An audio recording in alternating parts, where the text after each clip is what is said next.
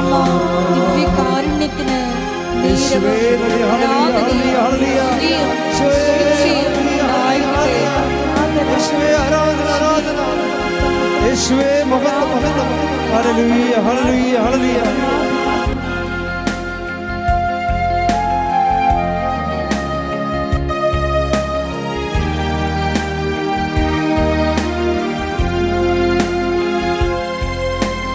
നീ എൻ്റെ രക്ഷകനും നീ എൻ്റെ ആലംബവും നീ എൻ്റെ രക്ഷകനും നീ എൻ്റെ വൈദ്യനും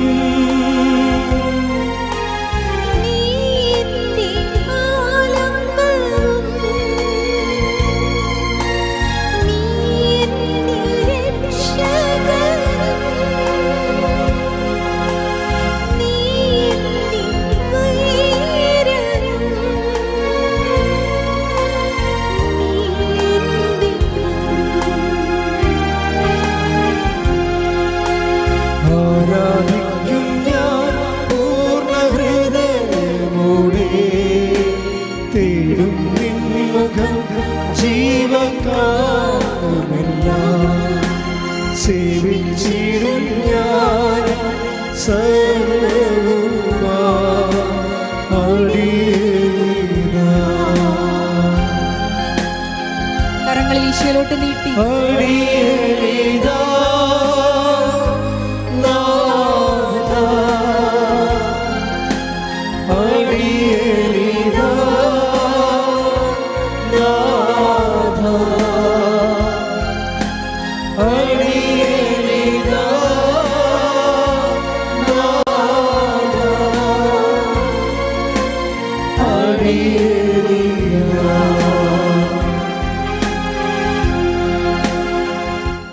പരിശുദ്ധ പരമദിവ്യകാരുണ്യത്തിന് എന്നേരവും ആരാധനയും സ്തുതിയും പുകഴ്ചയും ഉണ്ടായിരിക്കട്ടെ. നമുക്ക് സ്തുതിച്ച് പ്രാർത്ഥിക്കാം. ഹല്ലേലൂയ ഹല്ലേലൂയ സ്തുതിക്കുന്നു, മഹത്വപ്പെടുന്നു. ഹല്ലേലൂയ ഹല്ലേലൂയ ഹല്ലേലൂയ. യേശുവേ ആരാധന. നിയോഗങ്ങളെ സമർപ്പിച്ച് പ്രാർത്ഥിക്കുന്നു. ഹല്ലേലൂയ മഹത്വം ആരാധന ആരാധന. ഹല്ലേലൂയ.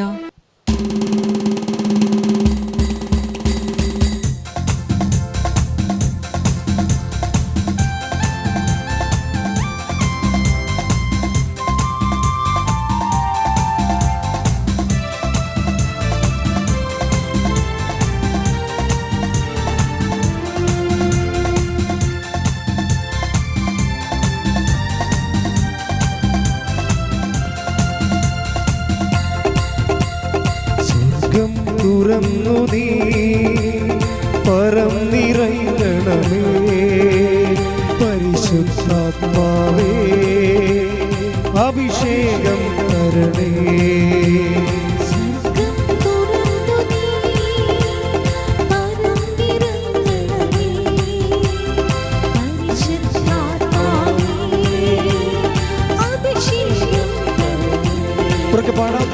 സ്വർഗം തുറന്നു നീ പറന്നിറങ്ങണമേ പരിശുദ്ധാത്മാവേ, അഭിഷേകം തരണേ. ആത്മാവേ ആത്മാവേ ഞങ്ങളിൽ നിറയണമേ. ആത്മാവേ ആത്മാവേ ഞങ്ങളിൽ നിറയണമേ. ഉയർത്തിയടിച്ചുകൊണ്ട് ആത്മാവേ ആത്മാവേ ഞങ്ങളിൽ നിറയണമേ. ആത്മാവേ ആത്മാവേ ഞങ്ങളിൽ നിറയണമേ. സ്തുതിക്കട്ടെ. ഹല്ലേലൂയ ഹല്ലേലൂയ. ആരാധന ആരാധന. ദിവ്യകാരുണ്യ ആരാധനയുടെ നിമിഷങ്ങളൊക്കെയും ദൈവ സാന്നിധ്യത്തിന്റെ നിമിഷങ്ങളാകുവാൻ, പരിശുദ്ധമ്മ മാതാവിന്റെ പ്രത്യക്ഷീകരണത്തിന്റെ വലിയ അനുഭവങ്ങൾ, വലിയ രോഗസൗഖ്യങ്ങൾ, ദൈവാനുഭവങ്ങൾ ഈ ആരാധനയുടെ നിമിഷങ്ങൾ ഉണ്ടാകുവാൻ ഇടവരുത്തണമേ എന്ന് കർത്താവേ അങ്ങയോട് ഞങ്ങൾ പ്രാർത്ഥിച്ചുകൊണ്ട്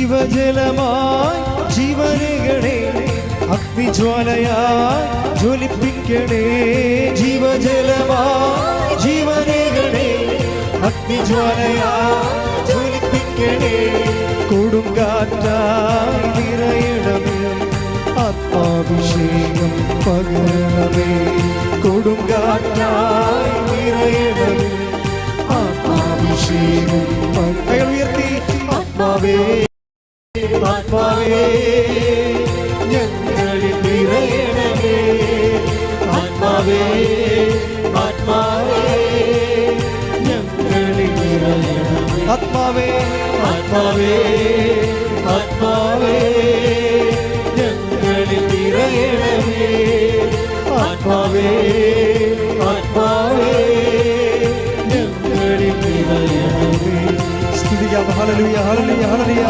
യേശുവേ ഹല്ലേലൂയ ആരാധന ഹല്ലേലൂയ ഹല്ലേലൂയ ആരാധന നയിക്കുന്ന ബഹുമാനപ്പെട്ട ജോസഫ് അച്ഛനെ സമർപ്പിച്ച് പ്രാർത്ഥിക്കുന്നു. ഞങ്ങൾക്ക് ആവശ്യമായ വചനങ്ങൾ, വചനത്തിന്റെ വെളിപ്പെടുത്തലുകൾ, നമ്മുടെ ജീവിതത്തിൽ ഞങ്ങൾക്ക് ആവശ്യമായ നിർദ്ദേശങ്ങൾ ബഹുമാനപ്പെട്ട അച്ഛനിലൂടെ ലഭിക്കുവാൻ അങ്ങയുടെ ആത്മാവിനെ അയച്ച് അച്ഛനെ ശക്തിപ്പെടുത്തണമേ എന്ന് ഞങ്ങളിപ്പോൾ സ്തുതിച്ച് പ്രാർത്ഥിക്കുന്നു. ഹല്ലേലൂയ യേശുവേ ആരാധന ആരാധന ആരാധന ഹല്ലേലൂയ ഹല്ലേലൂയ ഹല്ലേലൂയ. ശ്രീഹരിൽ ശക്തിയായി നിറഞ്ഞതുപോ ഉണർവിൻ വരവിൽ നേകണമേ ശ്രീഹരിൽ ശക്തിയായി നിറഞ്ഞതുപോ ഉണർവിൻ വരവിൽ നേകണമേ അനുഗ്രഹമായി നിറയണമേ ആത്മാഭിഷേകം പകരണമേ അനുഗ്രഹമായി നിറയണമേ ആത്മാഭിഷേകം കൈകൾ ഉയർത്തി ആത്മാവേ ആത്മാവേ ഞങ്ങളിൽ നിറയണമേ ശക്തിയോടെ ആത്മാവേ ആത്മാവേ ഞങ്ങളിൽ നിറയണമേ ആത്മാവേ ആത്മാവേ ആത്മാവേ ഞങ്ങളിൽ നിറയണമേ ആത്മാവേ ആത്മാവേ ഞങ്ങളിൽ നിറയണമേ സ്വർഗം തുറന്നു നീ പരത്തിരങ്ങണമേ പരിശുദ്ധാത്മാവേ അഭിഷേകം തരണമേ സ്വർഗം തുറന്നു നീ പരത്തിരങ്ങണമേ പരിശുദ്ധാത്മാവേ അഭിഷേകം തരണമേ കൈകൾ ഉയർത്തി ആത്മാവേ ആത്മാവേ ഞങ്ങളിൽ നിറയണമേ ആത്മാവേ ആത്മാവേ ഞങ്ങളിൽ നിറയണമേ ആത്മാവേ ആത്മാവേ ആത്മാവേ ഞങ്ങളിൽ നിറയണമേ ആത്മാവേ ആത്മാവേ ഞങ്ങളിൽ നിറയണമേ സ്തുതിക്കട്ടെ ഹല്ലേലൂയ ഹല്ലേലൂയ ഹല്ലേലൂയ ഹല്ലേലൂയ മഹത്വം മഹത്വം ശേഷക്കിന ടെലിവിഷനിലൂടെയും ശാലോം ടെലിവിഷനിലൂടെയും കൃപാസനത്തിന്റെ സോഷ്യൽ മീഡിയ പ്ലാറ്റ്ഫോമുകളുടെ എല്ലാം വിധങ്ങളായ സമയങ്ങളിൽ ഈ ആരാധനയിൽ പങ്കെടുത്ത് പ്രാർത്ഥിക്കുവാൻ പോകുന്ന മുഴുവൻ ദൈവ മക്കളെയും ദിവ്യകാരുണ്യ സന്നിധിയിൽ സമർപ്പിച്ച് പ്രാർത്ഥിക്കുന്നു.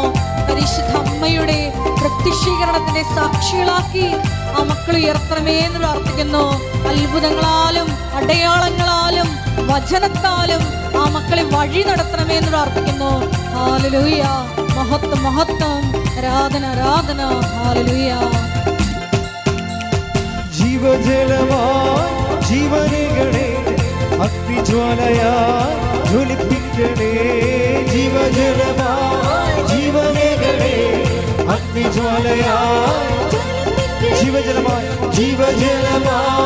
ജീവനേകണേ അഗ്നിജ്വാലയായി ജ്വലിപ്പിക്കണേ കൊടുങ്കാറ്റായി നിറയണമേ ആത്മാഭിഷേകം പകരണമേ കൊടുങ്കാറ്റായി നിറയണമേ ആത്മാഭിഷേകം പകരണമേ ആത്മാവേ ആത്മാവേ ഞങ്ങളിൽ നിറയണമേ ആത്മാവേ ആത്മാവേ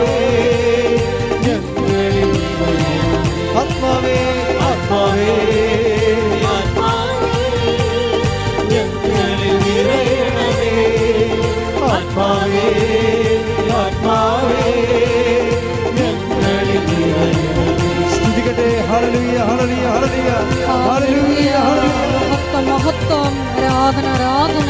ഹല്ലേലൂയ. വിവിധങ്ങളായ ജീവിത ദുരിതങ്ങളിലൂടെ കടന്നു പോകുന്ന മക്കളെ, ജീവിത ദുരന്തങ്ങളെ അഭിമുഖീകരിക്കുന്ന മക്കളെ ഈ അൾത്താരയിൽ സമർപ്പിച്ച് പ്രാർത്ഥിക്കുന്നു. അവർക്ക് ആന്തരികമായ പരിശുദ്ധാത്മ ശക്തി നൽകണമേ എന്ന് പ്രാർത്ഥിക്കുന്നു. ഈശോയുടെ പുതിയ ജീവിത വഴികൾ അവർക്ക് ഈ ആരാധനയിലൂടെ തുറന്നു കൊടുക്കണമേ എന്ന് പ്രാർത്ഥിക്കുന്നു. ഹല്ലേലൂയ. മഹത്വം മഹത്വം, ആരാധന ആരാധന. ഹല്ലേലൂയ. യേശുവേ നന്ദി. ശ്രീഹരിൻ ശക്തിയായി നിറഞ്ഞതുപോ ഉണർവിൻ വരമിന്നേകണമേ. ശ്രീഹരിൻ ശക്തിയായി നിറഞ്ഞതുപോ ഉണർവിൻ വരമിന്നേകണമേ. അനുഗ്രഹമായി നിറയണമേ. ആത്മാഭിഷേകം പകരണമേ. അനുഗ്രഹമായി നിറയണമേ. ആത്മാഭിഷേകം പകരണമേ. ആത്മാവേ ദാഹത്തോടെ കൈകൾ ഉയർത്തി. ആത്മാവേ ആത്മാവേ ഞങ്ങളിൽ നിറയണമേ. ശക്തിയോടെ ആത്മാവേ ആത്മാവേ ഞങ്ങളിൽ നിറയണമേ. ആത്മാവേ ആത്മാവേ ഞങ്ങളിൽ നിറയണമേ. ആത്മാവേ ആത്മാവേ ഞങ്ങളിൽ നിറയണമേ. ആത്മാവേ ആത്മാവേ ഞങ്ങളിൽ നിറയണമേ. ആത്മാവേ ആത്മാവേ ഞങ്ങളിൽ നിറയണമേ. ആത്മാവേ ആത്മാവേ ഞങ്ങളിൽ നിറയണമേ. സ്തുതിക്കട്ടെ. ഹല്ലേലൂയ ഹല്ലേലൂയ ഹല്ലേലൂയ.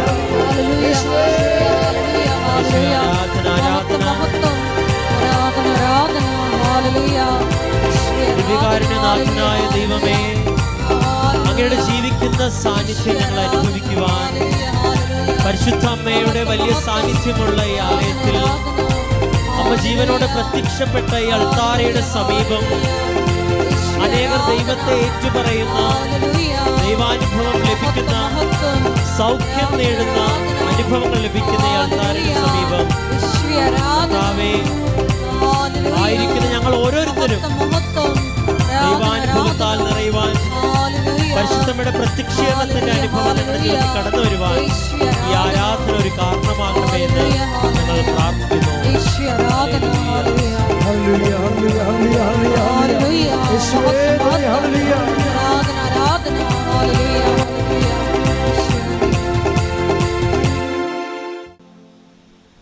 ഉടമ്പടി ധ്യാനത്തിൽ നമ്മളെപ്പോഴും ചെയ്യുന്നത് ഒന്നോ രണ്ടോ കേസ് ഹിസ്റ്ററി എടുത്തിട്ട് അത് അനലൈസ് ചെയ്യാം. അതിന് നമ്മൾ ഉടമ്പടി വചന വിചാരമെന്ന് പറയും. അതായത് ഒരു സാക്ഷ്യം എടുത്തിട്ട് അതിൽ പ്രവർത്തിച്ചിരിക്കുന്ന ഉടമ്പടി തത്വങ്ങൾ എന്താണ്, അതിൻ്റെ കോമൺ ഫാക്ടേഴ്സ് എന്താണ്, നമ്മൾക്ക് ആക്ടിവേറ്റ് ചെയ്യാൻ പറ്റിയ അതിൻ്റെ അകത്ത് നിന്ന് എടുക്കുന്ന ഒരു ഫോർമുല, സൂത്രവാക്യം, അത് നമ്മളെടുത്താൽ എങ്ങനെ നമ്മുടെ വിഷയത്തിൻ്റെ മേൽ പ്രശ്നത്തിന് ഒരു സോൾവിങ് ഉണ്ടാവും. നമ്മളിന്ന് അനുഭവിക്കുന്ന ജീവിത പ്രശ്നങ്ങൾക്ക് സൊല്യൂഷൻ കാണുകയാണ് ഉടമ്പടിയുടെ ലക്ഷ്യം. ഉടമ്പടി പോലെ ഇങ്ങനെ സർവസ്പർശിയായിട്ടുള്ള എല്ലാ വിഷയങ്ങളെയും സ്പർശിക്കുന്ന, സർവജനീനമായ എല്ലാ ജനങ്ങളെയും സ്പർശിക്കുന്ന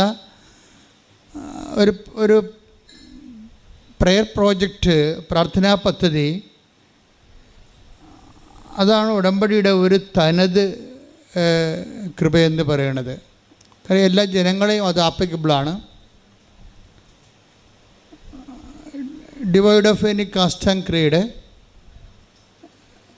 എന്ത് ജാതിയായാലും എന്ത് മതമായാലും മനുഷ്യൻ എന്നുള്ള ആ ഒരു വിഷയത്തിൽ, കോമൺ ഫാക്ടറിൽ ഇത് ഏത് കാലാവസ്ഥയിലും വർക്കൗട്ട് ചെയ്യും. അപ്പോഴവർ ഓൾറെഡി ഉടമ്പടി പ്രാബല്യത്തിൽ വരുത്തി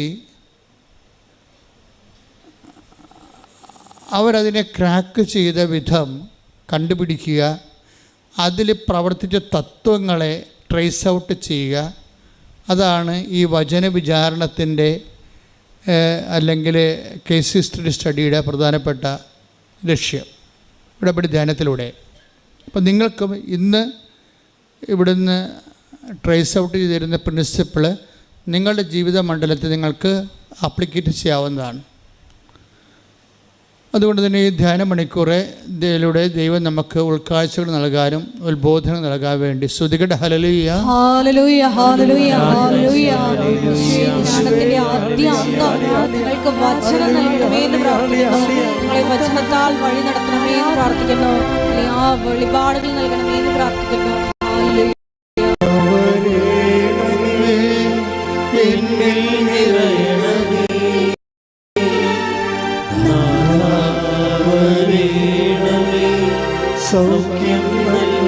ഒരുമിച്ച് പാടുക സന്തോഷത്തോടെ.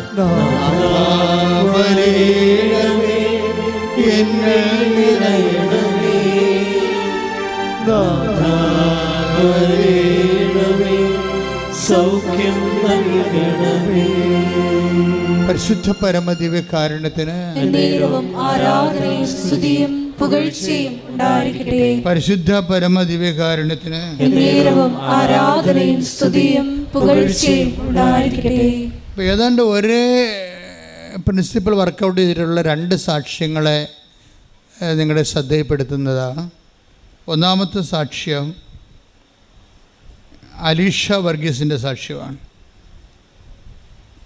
അതിൻ്റെ ഒപ്പം പഠിക്കാവുന്ന സാക്ഷ്യം മിനി സെലസ്റ്റിൻ ആരൂർ.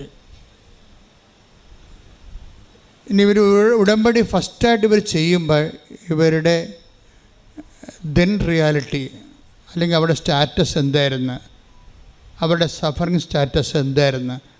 ഇപ്പം മിനിയെ സംബന്ധിച്ചിടത്തോളം ഉള്ളത് ഹസ്ബൻഡിൻ്റെ ശ്വാസകോശ രോഗമാണ്. അതാണ് മിനിയുടെ ഏറ്റവും പ്രയാസപ്പെട്ട ഉടമ്പടിയിലേക്ക് വരാനുള്ള പ്രത്യേകമായ ഒരു സിറ്റുവേഷൻ. അത് മാറാത്ത ഒരു മാരകമായ ഒരു ശ്വാസകോശ രോഗം. അതാണ് മിനിയെ അലട്ടുന്ന ഒരു പ്രധാനപ്പെട്ട കാര്യം. രണ്ടാമത് മിനിയെ അലട്ടുന്ന രണ്ടാമത്തെ കാര്യം, ഹസ്ബൻഡ് മരിച്ചു പോയാൽ പിന്നെ 2 മക്കളുണ്ട്, അവരുടെ ഭാവി എന്താണെന്നുള്ളതാണ് ഒരമ്മയെന്ന നിലയിൽ രണ്ടാമത്തെ അലട്ടൽ പ്രശ്നം. മൂത്ത മകന് ഓരോരുത്തരും എത്തിയിട്ടില്ല. രണ്ടാമത്തെ മകൻ പഠനത്തിൻ്റെ കാലഘട്ടമാണ്. ഇപ്പം എന്തെങ്കിലും സംഭവിച്ചു പോയാൽ എങ്ങനെ ഈ കുടുംബത്തെ എങ്ങനെ മുന്നോട്ട് കൊണ്ടുപോകാൻ പറ്റും, ഒരു ഐഡിയ ഇല്ല. ആശങ്കയുണ്ട്, പക്ഷെ നിലനിൽപ്പിനുള്ളൊരു ആധാരങ്ങളില്ല. ഇതാണ് ഇവരുടെ ഒരു സിറ്റുവേഷൻ. ഇനി അപ്പം ഒരു 3 ഡീമെറിറ്റ്സ് അവർക്കുള്ളത്. ഇനി നമ്മൾ അലീഷയ്ക്ക് വരുമ്പോൾ അലീഷയുടെ കേസിസ്റ്റ് പറയണത് അവർക്ക് ഇതുപോലെ 3 ഡീമെറിറ്റ്സ് ഉണ്ട്. അവരുടെ ഒന്നാമത്തെ ഡീമെറിറ്റ്സ്, അവരൊരു സ്റ്റുഡൻ്റാണ്, വിദേശത്ത് ജോലിക്ക് പോകാൻ വേണ്ടി പ്രിപ്പയർ ചെയ്യുന്നൊരു സ്റ്റുഡൻ്റാണ്, ഒരു യുവതിയാണ്. പലരെയും പോലെ OET ആണ് അവളുടെ ഒരു കടമ്പ എന്ന് പറയുന്നത്, ചാടിക്കടക്കേണ്ട OET ആണ്. പക്ഷേ ഉള്ള പ്രശ്നം അതിനുള്ള പാങ്ങില്ല. OET അവർ ഒരു സ്കൂളിൽ പിള്ളേരെ OET പഠിപ്പിക്കുന്നുണ്ട്. പക്ഷേ അവിടുത്തെ തന്നെ മാനേജർ, ഹെഡ് മിസ്ട്രസ് ഇവരോട് പറഞ്ഞിരിക്കുന്നത്, അലീഷ നിൻ്റെ ലാംഗ്വേജ് വളരെ പുവറാണ്, അതുകൊണ്ട് നീ പരീക്ഷ എഴുതാതിരിക്കുന്നതാണ് നല്ലത്. പരീക്ഷയ്ക്ക് പിള്ളേരെ പഠിപ്പിക്കുന്ന അധ്യാപികയെക്കുറിച്ച് അവരുടെ ഹെഡ് മിസ്ട്രസ് പറയുന്ന കമൻ്റാണ്, നീ OET എഴുതാതിരിക്കുന്ന നല്ലത്, എല്ലാ കാര്യം നിനക്കില്ല. അപ്പോൾ അതൊക്കെ മനസ്സിലായില്ലേ? 0 ശരിക്കും പറഞ്ഞാൽ സിറ്റുവേഷൻ അതാണ്. രണ്ടാമത്തെ അലീഷയുടെ ഒരു വിഷയം എന്ന് പറയണത്, രണ്ടാമത് അവൾ അനുഭവിക്കുന്ന പ്രശ്നം എന്ന് പറയണത്, അപ്പനും അമ്മയും വയസ്സാണ്. അവൾക്ക് 27 വയസ്സുണ്ട്, അപ്പനും അമ്മയും വയസ്സാണ്. അത് നിസ്സാര കാര്യമല്ലല്ലോ. ഇനി അപ്പനും അമ്മയുടെക്കൊന്നും ഒരു വരുമാനം ഉണ്ടാക്കി കുടുംബം നോക്കാൻ പറ്റത്തില്ല. അപ്പോൾ കുടുംബം മുഴുവൻ തൻ്റെ മുതുകത്തിരിക്കുകയാണ്. അപ്പോൾ നിസ്സാര കാര്യമല്ലത്. അവളുടെ മുതുകത്താണ് ഈ കുടുംബം മുഴുവനും, അപ്പനും അമ്മയും അവരുടെ ചെലവും ഇവളുടെ ഭാവിയും ഇവളുടെ വിവാഹം എല്ലാം ഈ 27 വയസ്സുകാരത്തിന് മുമ്പിലിരിക്കുകയാണ്. അവൾക്ക് മുമ്പിലുള്ള കടമ എങ്ങനെയെങ്കിലും വിദേശത്ത് എത്തിച്ചേർന്ന് കടങ്ങളെ പരിഹരിക്കണം എന്നുള്ളതാണ്. പക്ഷേ അതിന് ഭാഷയില്ല. ഭാഷയില്ലാത്തത് കൊണ്ട് തന്നെ ഈ വിഷയം എടുക്കാനും പറ്റത്തില്ല. പക്ഷേ എടുക്കാതിരിക്കാനും പറ്റത്തില്ല, ജീവിക്കണ്ടേ? അതാണ് അവളുടെ പ്രശ്നം. മൂന്നാമത്തെ അവളുടെ പ്രശ്നം എന്ന് പറയുന്നത്, അതായത് OITയുടെ ഒരു പ്രോബ്ലം, നമുക്കൊരു 35% മാർക്ക്, ഇപ്പോൾ 35 പോയിൻ്റ് കിട്ടിയാൽ നമുക്ക് ഒരാളിനെ OITയുടെ എക്സാമിന് ഇരുത്താൻ പറ്റും. പക്ഷേ ഇവൾ പലപ്പോഴും 20 പോയിൻ്റ് ഇവർക്ക് കിട്ടത്തുള്ളൂ. 20 പോയിൻ്റുകാരത്തിൽ മാക്സിമം 25 പോയിൻ്റ് കിട്ടും.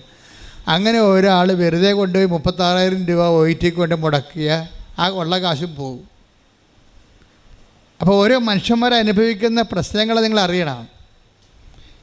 അപ്പോൾ ഇവരുടെ ഒരു 2 പേരുടെയും, ഇപ്പം മിനി വർഗീസിൻ്റെയും മിനി സെലസ്റ്റിൻ്റെയും അലിഷ വർഗീസിൻ്റെയും ഈ ജീവിത അനുഭവങ്ങൾ, ഇവരുടെ സിറ്റുവേഷൻ ഇതാണ്. ഇവർ 2 പേരും ഒരു സിങ്കിങ് മൂഡിലാണ്.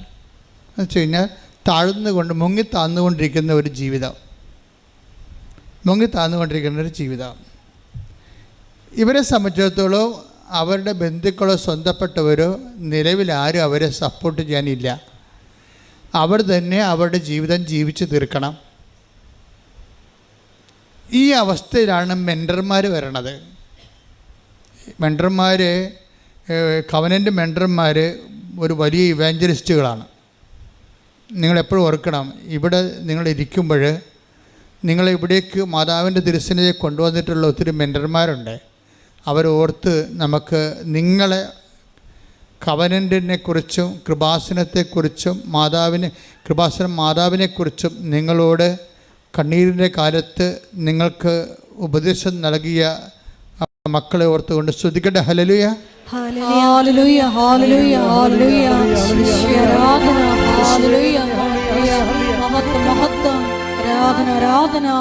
അപ്പം അതിന് അലീഷ ഉടമ്പടിയിലേക്ക് സെറ്റ് ചെയ്യുമ്പോൾ, ഞാൻ കഴിഞ്ഞ ആഴ്ച നിങ്ങളോട് പറഞ്ഞു,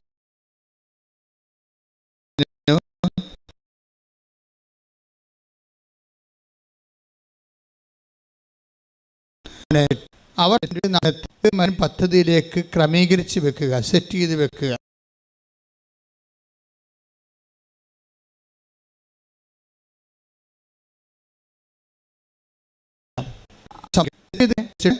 ഏറ്റവും പ്രധാനപ്പെട്ടത്, നമ്മൾ സെറ്റ് ചെയ്താൽ പിന്നെ നമ്മളുടെ ഉടമ്പടി എന്ന് പറയുന്ന ആ ഒരു ദൈവികമായ പദ്ധതിയിലേക്ക് നമ്മുടെ ജീവിതം സെറ്റ് ചെയ്ത് കഴിഞ്ഞാൽ, ജീവിതം ആസ്വദിച്ചാണ് സെറ്റ് ചെയ്യണത്, അല്ല ജീവിതത്തിൻ്റെ ഏതൊരു ഭാഗമല്ല സെറ്റ് ചെയ്യണത്.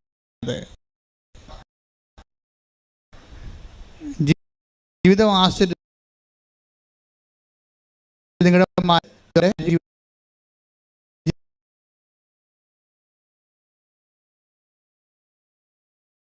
ജീവിതം ആസറ്റിലേക്ക്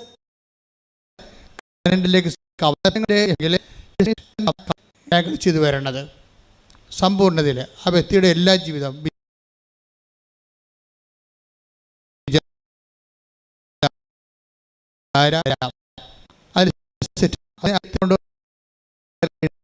മനുഷ്യരായിട്ട് മുന്നോട്ട് പോയാൽ ഉടമ്പടി ക്രാക്കാകത്തില്ല.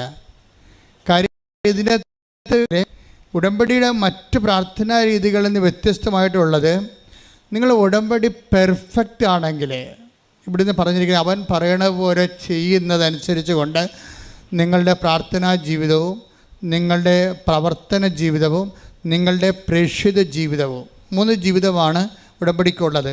ഒന്ന് പ്രാർത്ഥനാ ജീവിതം, എല്ലാ വിഷയവും പ്രാർത്ഥന കൊണ്ട് സമീപിക്കുക. അതിൻ്റെ പ്രിസ്ക്രൈബ്ഡ് വളരെ സെലക്റ്റീവ് പ്രെയർ ഇവിടുന്ന് തരും. സെലക്റ്റീവ് പ്രെയർ, അതായത് ഒരു വിഷയം ക്രാക്ക് ചെയ്യാൻ പറ്റുന്ന രീതിയിൽ നിങ്ങളൊരു 3 ഫേസിലേക്ക് പ്ലഗ് ചെയ്യാൻ പറ്റുന്ന രീതിയിലുള്ള സെലക്റ്റീവ് പ്രെയറാണ് ഇവിടുന്ന് തരണത്. പ്രെയർ ഒരിക്കലും ഇവിടുന്ന് നിങ്ങൾക്ക് തരണ ഒന്നാമത്തത് പ്രത്യക്ഷീകരണ പ്രാർത്ഥനയാണ്. ആ പ്രത്യക്ഷീകരണ പ്രാർത്ഥന ഒരു പുഷ്പുള്ളായിട്ട് വർക്ക് ചെയ്യേണ്ടതാണ്. നമുക്കറിയാം, ഇപ്പോൾ ഒരു സാധാരണ പ്രാർത്ഥന നമ്മൾ ചെല്ലണതും പ്രത്യക്ഷീകരണ പ്രാർത്ഥന ചെല്ലണതും തമ്മിൽ വ്യത്യാസമുണ്ട്.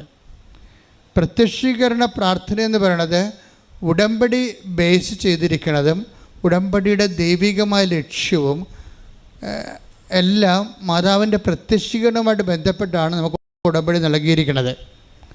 അപ്പോൾ 2004 ഡിസംബർ 7-ാം തീയതി ഉച്ചയ്ക്ക് 2 മണിക്ക് പരിശുദ്ധ അമ്മ ഈ ആൾത്താരെ പ്രത്യക്ഷപ്പെട്ടുകൊണ്ട് സമയഘടിക നെഞ്ചിൽ ചാർത്തി ദുരന്തമുണ്ടാകാൻ പോണ പ്രാർത്ഥിക്കണം. അപ്പോൾ ലോകത്തിലെ ക്ലൈമറ്റ് ചേഞ്ച് ഉൾപ്പെടെയുള്ള ദുരന്തങ്ങളുടെ വലിയ കാലഘട്ടമാണ് 2004 തൊട്ട് 6-ാണിത് പ്രകടമാണ്. അമ്മ പറഞ്ഞ ദുരന്തം ആദ്യമായിട്ടും പ്രകടമാകുന്നത് 2006-ലാണ്.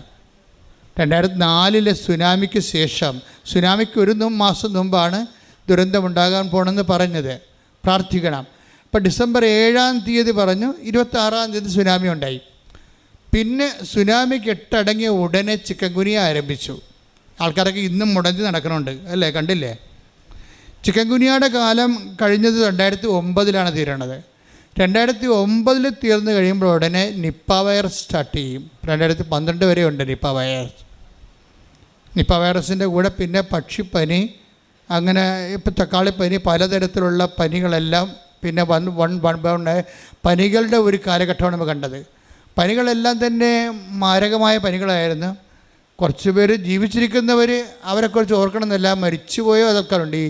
ഈ കാലഘട്ടത്തിൽ മരിച്ചുപോയ അനേകം കുടുംബങ്ങളുണ്ട്, അനേകം ഭർത്താക്കന്മാരുണ്ട് മരിച്ചുപോയവർ, അനേകം ഭാര്യമാർ മരിച്ചു പോയിട്ടുണ്ട്, മക്കൾ വരെ മരിച്ചു പോയിട്ടുണ്ട്.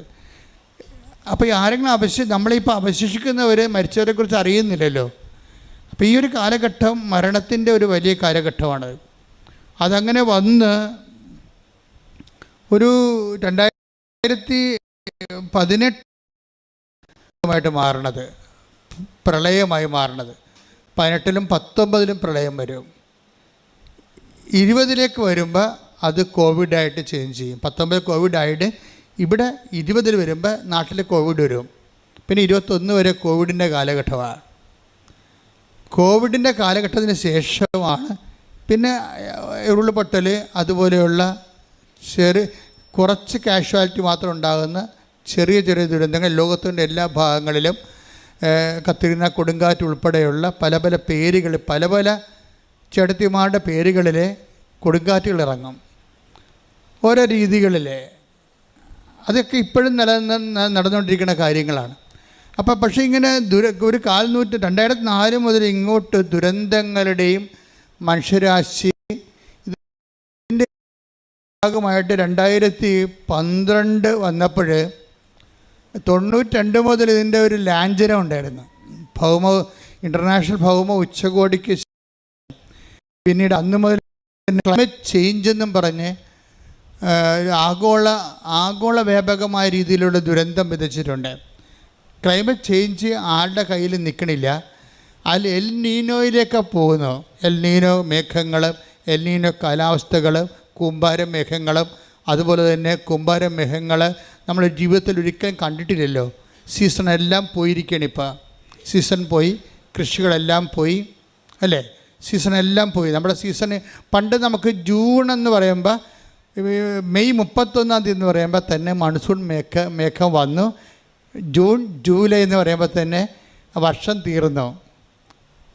തുലാ 10 പ്ലാവിൻ്റെ ചുവട്ടിലും കിടക്കാം. ഇപ്പോൾ തുലാപ്പത്താകുമ്പോഴാണ് ഇപ്പോൾ കർക്കിടകം തുടങ്ങണത്. ഇപ്പം വിഷയം മാറി, ക്ലൈമറ്റ് ആപ്പാട് ചേഞ്ചായി. മഴ ഏത് സമയത്തും വരാം. എവിടെ നോക്കിയാലും കൂമ്പാര മേഘങ്ങൾ കാണാം. ഇങ്ങനെ മേഘങ്ങളിങ്ങനെ കൂമ്പാരമായിട്ട് ഇങ്ങനെ നിൽക്കണ കാണാം. എന്ന് വെച്ച് കഴിഞ്ഞാൽ ഒരു സ്ഥലത്തു നിന്ന് ചൂട് പിടിച്ച് ഒരു കടലിൻ്റെ ഒരു ഭാഗമോ കായലിൻ്റെ ഒരു ഭാഗമോ ഈ ഭൂമധ്യരേഖയുടെ ആ സ്ഥലത്തെന്ന് പറഞ്ഞ പോലെ ഭയങ്കരമായ രീതി ഹീറ്റായിട്ട് അത് വെള്ളം മേഘമായിട്ട് നേരെ മുകളിലോട്ട് പോകും. മുകളിലോട്ട് പോയിട്ട് അത് മഴയായി പെയ്തിറങ്ങി താഴേക്ക് വരുമ്പോൾ തന്നെ ആ പഴയ ചൂട് വീണ്ടും അവിടെ തന്നെ നിൽക്കുകയാണ്. അത് കാരണം ഈ മഴയും പിന്നീട് ആവിയായി മേഘമായിട്ട് പോകുമ്പോഴാണ് കൂമ്പാരമേഘങ്ങൾ ഉണ്ടാകുന്നത്. കൂമ്പാരമേഘങ്ങൾ എന്ന് പറഞ്ഞാൽ സഖ്യപർവ്വതം പോലെയുള്ള വലിയ മേഘങ്ങൾ, പർവ്വതം പോലെയുള്ള പർവ്വത മേഘങ്ങളാണ്. ഈ പർവ്വത മേഘങ്ങളുടെ സഞ്ചാരം ആണ് പിന്നീട് അതായത് ഒരു മഴയ്ക്ക് പ്രത്യേക പേരുണ്ടല്ലോ, ആ മേഘസ്ഫോടനം. അതാണ് കൂമ്പാരമേഘങ്ങളുടെ മേഘസ്ഫോടനം. മേഘസ്ഫോടനം എന്ന് പറയുമ്പോൾ ഒരു വലിയ തടാകം, തലക്ക് മുകളിൽ തടാകം നിന്നിട്ട് തടാകം തട്ടപ്പാടെ വന്ന് തലയിൽ വീഴുക. അത് ഒരു മാസമൊക്കെ നിന്ന് പെയ്യുമ്പോഴാണ് അണക്കെട്ട് പൊട്ടണത്, ഉരുൾപൊട്ടണത്. കൂമ്പാരമേഘങ്ങൾ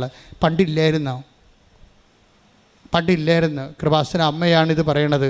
ദുരന്തമുണ്ടാകാൻ പോകുന്നു, പ്രാർത്ഥിക്കണമെന്ന് പറയണത്. കാലാവസ്ഥ കയ്യിൽ നിന്ന് വിട്ടുപോകുന്ന അവസ്ഥകൾ. ഏത് സമയത്തും മഴ വരാം. മഴ ഇന്ന സീസണില്ല.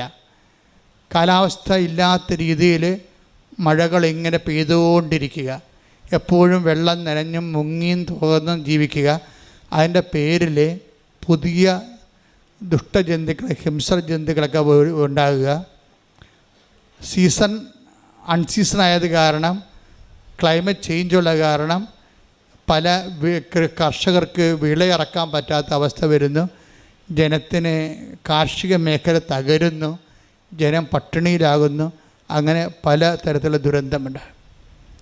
ഈ മഹാവിഷയത്തെ ലോകത്തിൽ ആദ്യമായിട്ടും സഭയോട് പറയണത് കൃപാസനം മാതാവാണ്.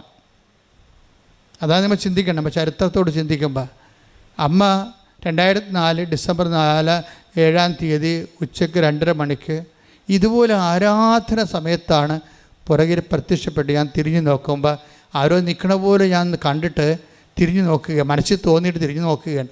അപ്പോഴാണ് സമയഘടികാരം നെഞ്ചിൽ ചാർത്തി മാതാവ് നിൽക്കണത്, പറയണത് ദുരന്തമുണ്ടാകാൻ പോകുന്നു. ആ ദുരന്തത്തിലാണ് എല്ലാം ഉള്ളത്. പ്രാർത്ഥിക്കണം. കാര്യം ശാസ്ത്രം കൊണ്ടൊന്നും ചെയ്യാൻ പറ്റത്തില്ല. കൂമ്പാരമേഘങ്ങളുണ്ടായ ശാസ്ത്രത്തിന് എന്ത് ചെയ്യാൻ പറ്റും? ഒന്നും ചെയ്യാൻ പറ്റത്തില്ല. ശാസ്ത്രത്തിന് വല്ല മുറിയിലൊക്കെ ഇരുന്നുകൊണ്ട് എന്തെങ്കിലും കമ്പ്യൂട്ടർ ഇലക്ട്രോണിക് ബേസിലായിട്ടുള്ള സംഭവങ്ങളൊക്കെ കണ്ടുപിടിക്കാനൊക്കെ പറ്റത്തുള്ളൂ. അല്ലാതെ മനുഷ്യരാശി നേരിടുന്ന വലിയ വിഷയങ്ങളെ മുമ്പിൽ സയൻസ് പകച്ച് നിൽക്കുന്നതാണ് നമ്മൾ കാണുന്നത്. ചിലരോട് പറയും മരം വെച്ച് പിടിപ്പിക്കാൻ പറയും, ചിലരോട് പറയും മരം വെച്ചതാണ് മഴ മാറാത്തതെന്ന് പറയും. കൺഫ്യൂഷൻ ആകപ്പാടെ, മൊത്തം കൺഫ്യൂഷനാണ് പറയണത്. അപ്പം മനുഷ്യൻ്റെ കയ്യിൽ നിന്ന് വിട്ടുപോകുന്നത് കൊണ്ടാണ് ഇതൊരു പ്രാർത്ഥനയുടെ സബ്ജക്റ്റായിട്ട് മാറണത്. അപ്പം ഇനി ഈ പ്രാർത്ഥന ദുരന്തമുണ്ടാകാൻ പോണ പ്രാർത്ഥിക്കണമെന്ന് പറഞ്ഞുകൊണ്ടാണ് ആ എന്ത് പ്രാർത്ഥിക്കണം എന്ന് ഉള്ള ചോദ്യത്തിൻ്റെ മറുപടിയായിട്ടാണ് അമ്മ പ്രത്യക്ഷീകരണ പ്രാർത്ഥനയും പ്രത്യക്ഷീകരണ പ്രാർത്ഥനയുടെ ഭാഗമായിട്ടാണ് ഉടമ്പടി വരണത്.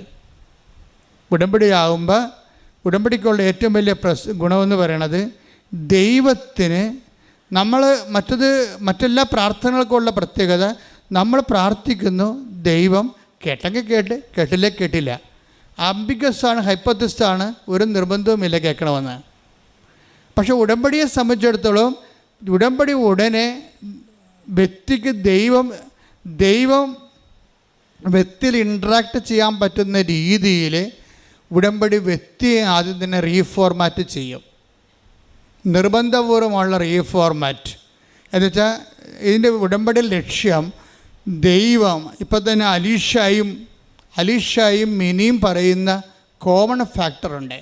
അവരെങ്ങനെയാണ് രക്ഷപ്പെട്ടതെന്ന് പറയുന്നുണ്ട്. ഉടമ്പടി ചെയ്തപ്പോൾ എന്താണ് അവർക്ക് സംഭവിച്ചത്, എങ്ങനെയാണ് ഈ പ്രശ്നങ്ങളിൽ നിന്ന്, ഭർത്താവിൻ്റെ മാരകമായ ശ്വാസകോശ രോഗങ്ങളിൽ നിന്നും പെട്ടെന്ന് മകന് ജോലി കിട്ടിയതും ഇളയ മകൻ പഠിച്ച് കയറിയതും എങ്ങനെയാണെന്ന് മിനി പറയുന്നുണ്ട്. അതുപോലെ തന്നെ അലീഷ പറയുന്നത് എൻ്റെ അപ്പനമ്മയും പ്രായമാണ്, എനിക്ക് 27 വയസ്സാണ്, എനിക്ക് ഭാഷ അറിയാൻ പാടില്ല. എന്നോട് എൻ്റെ മാനേജർ തന്നെ പറഞ്ഞു, പ്രിൻസിപ്പൾ തന്നെ പറഞ്ഞു എഴുതണ്ടെന്ന് പറഞ്ഞു. എന്നിട്ട് എങ്ങനെയാണ് അവൾ എഴുതിയത്, അവൾക്ക് എവിടെ നിന്നാണ് പണം കിട്ടിയത്, എങ്ങനെ എഴുതിയപ്പോൾ അവൾ ഒറ്റയടിക്ക് ജയിച്ചത്?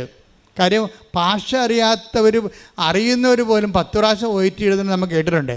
ഇത് ഭാഷ അറിയാത്ത പലരും എഴുതണ്ടെന്ന് പറഞ്ഞത് എന്ത് പൈസ പോകുമെന്ന് പറഞ്ഞിട്ട് അലീഷ ഒറ്റ എഴുത്തിന് എങ്ങനെ എഴുതിയെന്ന് അലീഷ പറയുന്നുണ്ട്. അതായത് എഴുതാൻ പോയിട്ട് ഞാൻ അമ്മയെ മാത്രം കണ്ടുകൊണ്ട് ഞാൻ എഴുതാൻ പോയി, വേറെ ആരും ഒന്നും നോക്കിയില്ല. എനിക്ക് എന്നെക്കുറിച്ചറിയാം, ഞാനൊരു ബിഗ് സീറോയാണ്, പക്ഷേ ഞാൻ അമ്മയെ മാത്രം കണ്ടു. ഉടമ്പടിയിലാകുമ്പോഴുള്ള പ്രശ്നം വെച്ച് കഴിഞ്ഞാൽ ഈ പേഴ്സൺ നമ്മുടെ വ്യക്തിത്വത്തിലേക്ക് ദൈവം ഇൻട്രാക്ട് ചെയ്യുകയല്ല, ബൈ പേഴ്സൺ ആയിട്ട് പ്രസൻ്റ് ആകും. ഇത് ആണ് ഉടമ്പടിയുടെ ഏറ്റവും വലിയ പ്രശ്നം. ഈ ദൈവം ഇതിൻ്റെ അകത്ത് ബൈ പേഴ്സൺ പ്രസൻ്റാണ്. അതാണ് അലീഷ പറയണത്. ഞാൻ സാധാരണ ഇംഗ്ലീഷ് സംസാരിക്കത്തില്ല, ഞാൻ വാപൊളിക്കാൻ എനിക്ക് പേടിയാണ്. എന്താ കാര്യം പറഞ്ഞാൽ അപ്പം തന്നെ ഷട്ട് ഡൗൺ ആയിപ്പോകും, കമ്പ്യൂട്ടർ ഷട്ട് ഡൗൺ ആ പോലെ ഉണ്ടാതിരിക്കും. പക്ഷേ ഞാൻ സ്പീക്കിങ്ങിന് പോയി നിന്നപ്പോഴേ പൊളിച്ചത് മാത്രമേ എനിക്കറിയാൻ പാടുള്ളൂ. പിന്നെ ആരോ ഇരുന്നുകൊണ്ട് അത് പറ ഇത് പറ അത് പറയുമെന്ന് പറഞ്ഞുകൊണ്ട് എൻ്റെ ഉള്ളിൽ ഇരുന്നുകൊണ്ട് ഇങ്ങനെ പറഞ്ഞുകൊണ്ടേയിരുന്നു. അവർ നിർത്താൻ പറയണവരെ ഞാൻ ഇംഗ്ലീഷ് പറഞ്ഞുകൊണ്ടിരുന്നു. ആരോ ഒരാൾ പിന്നെ ഞാൻ എഴുതാൻ നേരത്ത് ഞാൻ എഴുതിക്കൊണ്ടിരിക്കുകയാണ്. ഞാൻ 3 വരി എഴുതിയപ്പോൾ എൻ്റെ മുമ്പിൽ നിന്ന് ഉള്ളിൽ നിന്ന് അമ്മ പറഞ്ഞു റോങ് സ്റ്റോപ്പ് റൈറ്റിംഗ്. ഉള്ളിൽ ഇരുന്നുകൊണ്ട് പറയണേ നീ എഴുതാൻ ഒക്കെ തെറ്റാണ്, നീ ഒന്ന് റീഡ് ചെയ്ത് ഒന്ന് എഴുതി വായിച്ച്. അപ്പം ഞാൻ 2ാമത് എടുത്ത് വെച്ച് വായിച്ചപ്പോൾ ഞാൻ ഇത് വേറെ രീതിയിൽ എഴുതിയാൽ ശരിയാകുമല്ലോ എന്ന് എൻ്റെ ഉള്ളിൽ നിന്ന് ആരോ പറഞ്ഞു. ഞാൻ ആ രീതിയിൽ മൊത്തം എഴുതിയെന്ന് പറയും. അപ്പം എല്ലാം ആരോ പറഞ്ഞു തരുന്നു, ആരോ പറഞ്ഞു തന്നിട്ട് ഞാൻ എഴുതുന്നു, ആരോ പറഞ്ഞു തന്നിട്ട് ഞാൻ ഇംഗ്ലീഷ് പറയുന്നു. അങ്ങനെ ഒരു പേഴ്സൺ ആയിട്ടുള്ള ഒരു വ്യക്തി ഉടമ്പടിയിലേക്ക് കടന്നു വരികയും ഈ വ്യക്തിയാണ് നിങ്ങൾ ഉടമ്പടിയെ, അതായത് ഉടമ്പടി എടുക്കുന്ന ആൾ എപ്പോഴും ഓർക്കേണ്ട ഇതാണ്, ഉടമ്പടി നിങ്ങളുടെ പെർഫെക്റ്റ് ആണെങ്കിൽ നിങ്ങൾക്ക് പകരമായിട്ട് നിങ്ങളുടെ ഡ്യൂപ്പ് വരും. അതാണ് വിഷയം. ഈ സിനിമയിലൊക്കെ ഡ്യൂപ്പ് വരത്തില്ലേ, അതായത് ഏറ്റവും പ്രയാസമുള്ള കാര്യങ്ങൾ ചെയ്യുന്നത് ആ ഫിലിം സ്റ്റാറിൻ്റെ ഡ്രസ്സ് ഇട്ടിട്ട് ആ ഹെയർ സ്റ്റൈൽ കറക്റ്റാക്കിയിട്ട് ആ ഡ്യൂപ്പാണ് അതെല്ലാം ചെയ്യണം. അയാളുടെ എക്സ്പെർട്ടാണ് അതിൻ്റെ അകത്ത്. എന്നിട്ട് ഇടയ്ക്ക് ഇങ്ങനെ ക്യാമറ ഇയാളുടെ ഫേസ് ഇങ്ങനെ സ്റ്റാറിൻ്റെ ഫേസ് ഇങ്ങനെ കാണിക്കുന്നേ ഉള്ളൂ. പക്ഷേ അഭ്യാസവും അടിതള പറക്കലും ചവിട്ടലും ഒക്കെ വരെ നടത്തുന്ന എല്ലാം ഡ്യൂപ്പായിരിക്കും, എക്സ്പെർട്ടായിരിക്കും. ഇതുപോലെ ഉടമ്പടിയിൽ ഒരു ഡ്യൂപ്പുണ്ട് എപ്പോഴും, അതെപ്പോഴും നമ്മൾ ശ്രദ്ധിക്കണം. അത് ഇവർ മാത്രമല്ല, സാക്ഷ്യം പെർഫെക്റ്റ് ഉടമ്പടിയിൽ എല്ലാവരും തന്നെ പ്രസൻസ് പറയുന്നുണ്ട്. എല്ലാവരും തന്നെ പറയും. ഒരാളുണ്ടായിരുന്നു ഇപ്പം തന്നെ നേരത്തെ ഒരു സ്വാതികൃഷ്ണ എന്ന് പറഞ്ഞ സാക്ഷ്യം ഇന്നലെ സ്വാതികൃഷ്ണയുടെ സാക്ഷ്യം ഉണ്ടായി. സ്വാതികൃഷ്ണ ഇതുപോലെ തന്നെ ഒരു സ്റ്റുഡൻ്റാണ്. സ്വാതികൃഷ്ണയ്ക്ക് ഒത്തിരി സാമ്പത്തിക പ്രോബ്ലമാണ്. കാര്യം വെച്ചാൽ അവൾക്ക് വിദേശത്ത് പോയി പഠിക്കണം, പക്ഷേ സ്ഥലമില്ല. പിന്നെ ഉള്ള സ്ഥലം 3 സെൻറ്റാണ്. അത് വീടും സ്ഥലവും കൂടി കൊടുത്താൽ 3 ലക്ഷം രൂപയെ സൊസൈറ്റി ബാങ്കിൽ നിന്ന് കിട്ടത്തുള്ളൂ. പക്ഷേ സ്വാതികൃഷ്ണയുടെ ഒരു അവസ്ഥ എന്ന് പറയണത് ഇതുപോലെ തന്നെയാണ്.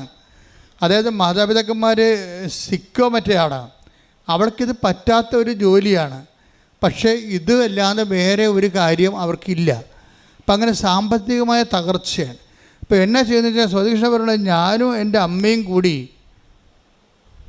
ഉടമ്പടി എടുത്തിട്ട് ഞങ്ങൾ ഒരു 5 പൈസ മുമ്പിൽ കാണുന്നില്ലല്ലോ, 5 പൈസയുടെ ഒരു വരുമാന മാർഗവും കാണുന്നില്ല. അപ്പം ഞങ്ങളിങ്ങനെ വെളുപ്പിനെ പ്രാർത്ഥിച്ചുകൊണ്ടിരുന്ന സമയത്ത് എനിക്ക് തോന്നി ഒരു മുല്ലപ്പൂവിൻ്റെ സ്മെല്ല് വരുന്ന എൻ്റെ മുറിയിലോട്ട് വരുന്ന അതാണ് പേഴ്സൺ പറഞ്ഞ കണ്ടില്ലേ. അപ്പോൾ അമ്മയോട് ചോദിച്ചു, അമ്മേ മുല്ലപ്പൂവിൻ്റെ സ്മെല്ല് വരുന്നുണ്ടല്ലോ എന്ന്.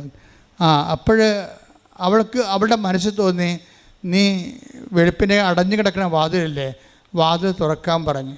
ഉടനെ സോതി വന്ന് പ്രാർത്ഥനയിൽ വാതിൽ തുറക്കുമ്പോൾ ഈ സ്മെല്ല് വല്ലാണ്ട് അങ്ങോട്ട് മുറിയിലോട്ട് കയറി വരും. അപ്പം അമ്മ കയറി വരണതാണ് അതായത് ഇത് ഇങ്ങനെ അതായത് ഈ പ്രസൻസ് നിങ്ങൾ ഉടമ്പടി ശരിക്കും ഉടമ്പടിയിലാണെങ്കിൽ നിങ്ങൾക്ക് പ്രസൻസ് ഫീൽ ചെയ്യേണ്ടതാണ്. കാര്യം ഉടമ്പടിയുടെ പാക്കേജിലുള്ളതാണ്. എന്താണ് പറഞ്ഞിരിക്കുന്നത്? ഞാൻ എൻ്റെ കൂടാരം നിങ്ങളുടെ ഇടയിൽ സ്ഥാപിക്കും. വാഗ്ദാന പേടകത്തിൻ്റെയൊക്കെ കോൺസെപ്റ്റ് അതാണ്. വാഗ്ദാന പേടകത്തിൻ്റെ കോൺസെപ്റ്റ് തന്നെ നിങ്ങൾ അവൻ പറയണ പോലെ ചെയ്ത് കഴിയുമ്പോൾ, ദൈവത്തിൻ്റെ വചനം നിങ്ങൾ പാലിച്ച് കഴിയുമ്പോൾ നിങ്ങൾ തന്നെ വാഗ്ദാന പേടകമായിട്ട് കൺവേർട്ട് ചെയ്യും. ആർക്ക് ഓഫ് ദി കവനൻ്റ്, ദൈവം നിങ്ങളിൽ വസിക്കും. ഈ ദൈവം നിങ്ങളിൽ വസിക്കുന്ന അനുസരിച്ചാണ് ഇതുപോലെ നമ്മൾക്ക് വ്യക്തികളെ കാണാൻ കഴിയണതും നമ്മൾ തന്നെ ചെല്ലുന്ന ഇടങ്ങളിൽ നമുക്ക് ഉടനെ സഹായങ്ങൾ ലഭിക്കണതും. ഇങ്ങനെ ഓരോരോ വിഷയങ്ങളും മറ്റ് പ്രാർത്ഥനാ രൂപങ്ങൾക്ക് ഇല്ലാത്ത ഏറ്റവും പ്രധാനപ്പെട്ട ഫീച്ചർ ഈ പ്രസൻസാണ്. പക്ഷെ പ്രസൻസിന് എപ്പോഴും വേണ്ടത്, ഇപ്പോൾ സ്വാതിയുടെ കുറച്ച് ഉടമ്പടി മുന്നോട്ട് പോകുമ്പോൾ സ്വാതിയുടെ അമ്മ പറയും, നിനക്ക് വിസ ഇപ്പോഴും വരണില്ലല്ലോ. വിസ വരുന്നതിന് മുമ്പ് ഒരു സംഭവം ഉണ്ടായിരുന്നു. വിസ വരുന്നതിന് മുമ്പ് സ്വാതി അത് വരാത്ത കാലത്ത് ഇവിടെ വന്ന് ഉടമ്പടി ചെയ്തിട്ടിരുന്ന് പ്രാർത്ഥിക്കുമ്പോൾ സ്വാതിയുടെ പ്രശ്നം പണമാണ്. പണം കിട്ടാനുള്ള മാർഗവും ഇല്ല, അതിനെ ചിന്തിക്കാൻ പോലുള്ള സ്വാതന്ത്ര്യമില്ല. പണത്തെക്കുറിച്ച് നമുക്ക് ഇന്നാൾ തരും ഇന്ന സ്ഥലത്തിന് ചോദിക്കാമെന്നൊക്കെ നമുക്കൊരു ഐഡിയ ഇല്ലേ. പണത്തെക്കുറിച്ച് സ്വാതിയെ സംബന്ധിച്ചിടത്തോളം കിട്ടാനുള്ള ഒരു ആശയം പോലും ഇല്ല. അതാണ് സീറോ മൈനസ് എന്ന് പറയണത്. പിന്നെ ആകെപ്പാടെയുള്ള അവലംബം എന്ന് പറയണത് അമ്മയാണ്. ഉടമ്പടി വഴി അമ്മയുമായിട്ടുള്ള റിലേഷനാണ്. ആ റിലേഷൻ അവൾ മര്യാദയ്ക്ക് കീപ്പ് ചെയ്യുന്നുണ്ട്. അപ്പം അതിങ്ങനെ കീപ്പ് ചെയ്തിട്ട് അവൾ ഒരു നിവൃത്തി ഇല്ലാതിരിക്കുന്ന സമയത്ത് അവൾ ഇവിടെ വന്നിരുന്നിട്ട് അമ്മയുടെ മുഖത്ത് നോക്കിയിട്ട് ജപമാല ചൊല്ലിക്കൊണ്ടേയിരിക്കുമ്പോൾ അവൾക്ക് ഉടനെ വേണ്ടത് 2 ലക്ഷം രൂപയാണ്. ഉടനെ അവളുടെ മടിയിലോട്ട് നോക്കുമ്പോൾ 2 രൂപയുടെ തുട്ട് കിടക്കും. ആരിട്ടെന്ന് ആർക്കും അറിയത്തില്ല. 2 രൂപയുടെ തുട്ട് മടി കിടക്കും. ഇതൊക്കെ കേൾക്കുമ്പോൾ തന്നെ രസമാണ്. എന്നുവെച്ചാൽ നമ്മൾ പറയുന്നൊരു ആംഗിളിലല്ല ഉടമ്പടി പോണത്. ഇത് ഡയറക്റ്റ് പേഴ്സൺ ടു പേഴ്സൺ ഇൻട്രാക്ഷനാണ്. അപ്പോൾ സ്വാതിക്ക് ഉടനെ മനസ്സിൽ തോന്നും, ഈ 2 രൂപ ആരാകൻ്റെ മടി കൊണ്ടുവന്ന് ഇട്ടത്. അപ്പോൾ അവൾ 2 രൂപ എടുത്തിട്ട് ടോസ് ഇടും എന്താണെന്ന് വെച്ചാൽ, എനിക്കൊരു ഗതിയും പരഗതിയും ഇല്ല, 5 പൈസ കിട്ടാനും തരവില്ല, ആരോട് ചോദിക്കുമെന്നുള്ളൊരു ഐഡിയയും ഇല്ല, ഞാനിങ്ങനെ ഒരു ബിഗ് സീറോ അല്ലേ, അമ്മേ സത്യം പറ, ഞാൻ പോകുക ഇല്ലയോ എന്നിട്ട് പറഞ്ഞിട്ട് ടോസിട്ട് കഴിഞ്ഞപ്പോൾ ഉടനെ മാതാവ് നീ പോകുമെന്ന് പറയും. അതാണ് ടോസ് വീഴും. അപ്പോൾ അതും പിടിച്ചോണ്ട് അവളിൽ നിന്ന് ഇറങ്ങിപ്പോയി കഴിയുമ്പോൾ ഉടനെ അവളുടെ ആൻറ്റി വിളിക്കും. ആൻറ്റി വിളിച്ചിട്ട് ഈ 2 ലക്ഷം രൂപ അവൾക്ക് ക്രമീകരിച്ച് കൊടുക്കും. അപ്പോൾ പിന്നെ ഈ പൈസ അവളുടെ കയ്യിൽ നിന്ന് കാണാതെ പോകും. അത് ഇത് ഭയങ്കര രസം. ആ സാക്ഷി ഇന്നാണ് ഇട്ടിരിക്കുന്നത്, നിങ്ങൾ നോക്കിയാൽ മതി. എങ്ങനെയാണ് വളരെ കോൺക്രീറ്റ് ടാൻജിബിളായിട്ട് നമ്മളോട് ദൈവം ഇങ്ങനെ മെറ്റീരിയലായിട്ട് ഇടപെടുന്നത്. ഉടമ്പടിയുടെ ഏറ്റവും വലിയ ഫീച്ചറിലൊന്നാണ് മെറ്റീരിയലായിട്ട് നമ്മളോട് ഇടപെടുന്നത്, മെറ്റീരിയൽ എവിഡൻസോടുകൂടി. ഒരു സ്പിരിച്വൽ എവിഡൻസിൻ്റെ എല്ലാം കഴിഞ്ഞിട്ട് ഒരു ഡയറക്റ്റ് കോണ്ടാക്റ്റ് മെറ്റീരിയൽ എവിഡൻസ് എന്ന രീതിയിലാണ് ഇപ്പോൾ ഉടമ്പടിയിലെ ലാസ്റ്റ് ഭാഗങ്ങളെല്ലാം സഞ്ചരിക്കുന്നത്. ദൈവം നമ്മളുടെ കൂടെ ചെയ്തുകൊണ്ടിരിക്കുന്ന വലിയ കാര്യങ്ങൾ ഓർത്തുകൊണ്ട് സ്തുതിക്കട്ടെ. ഹല്ലേലൂയ.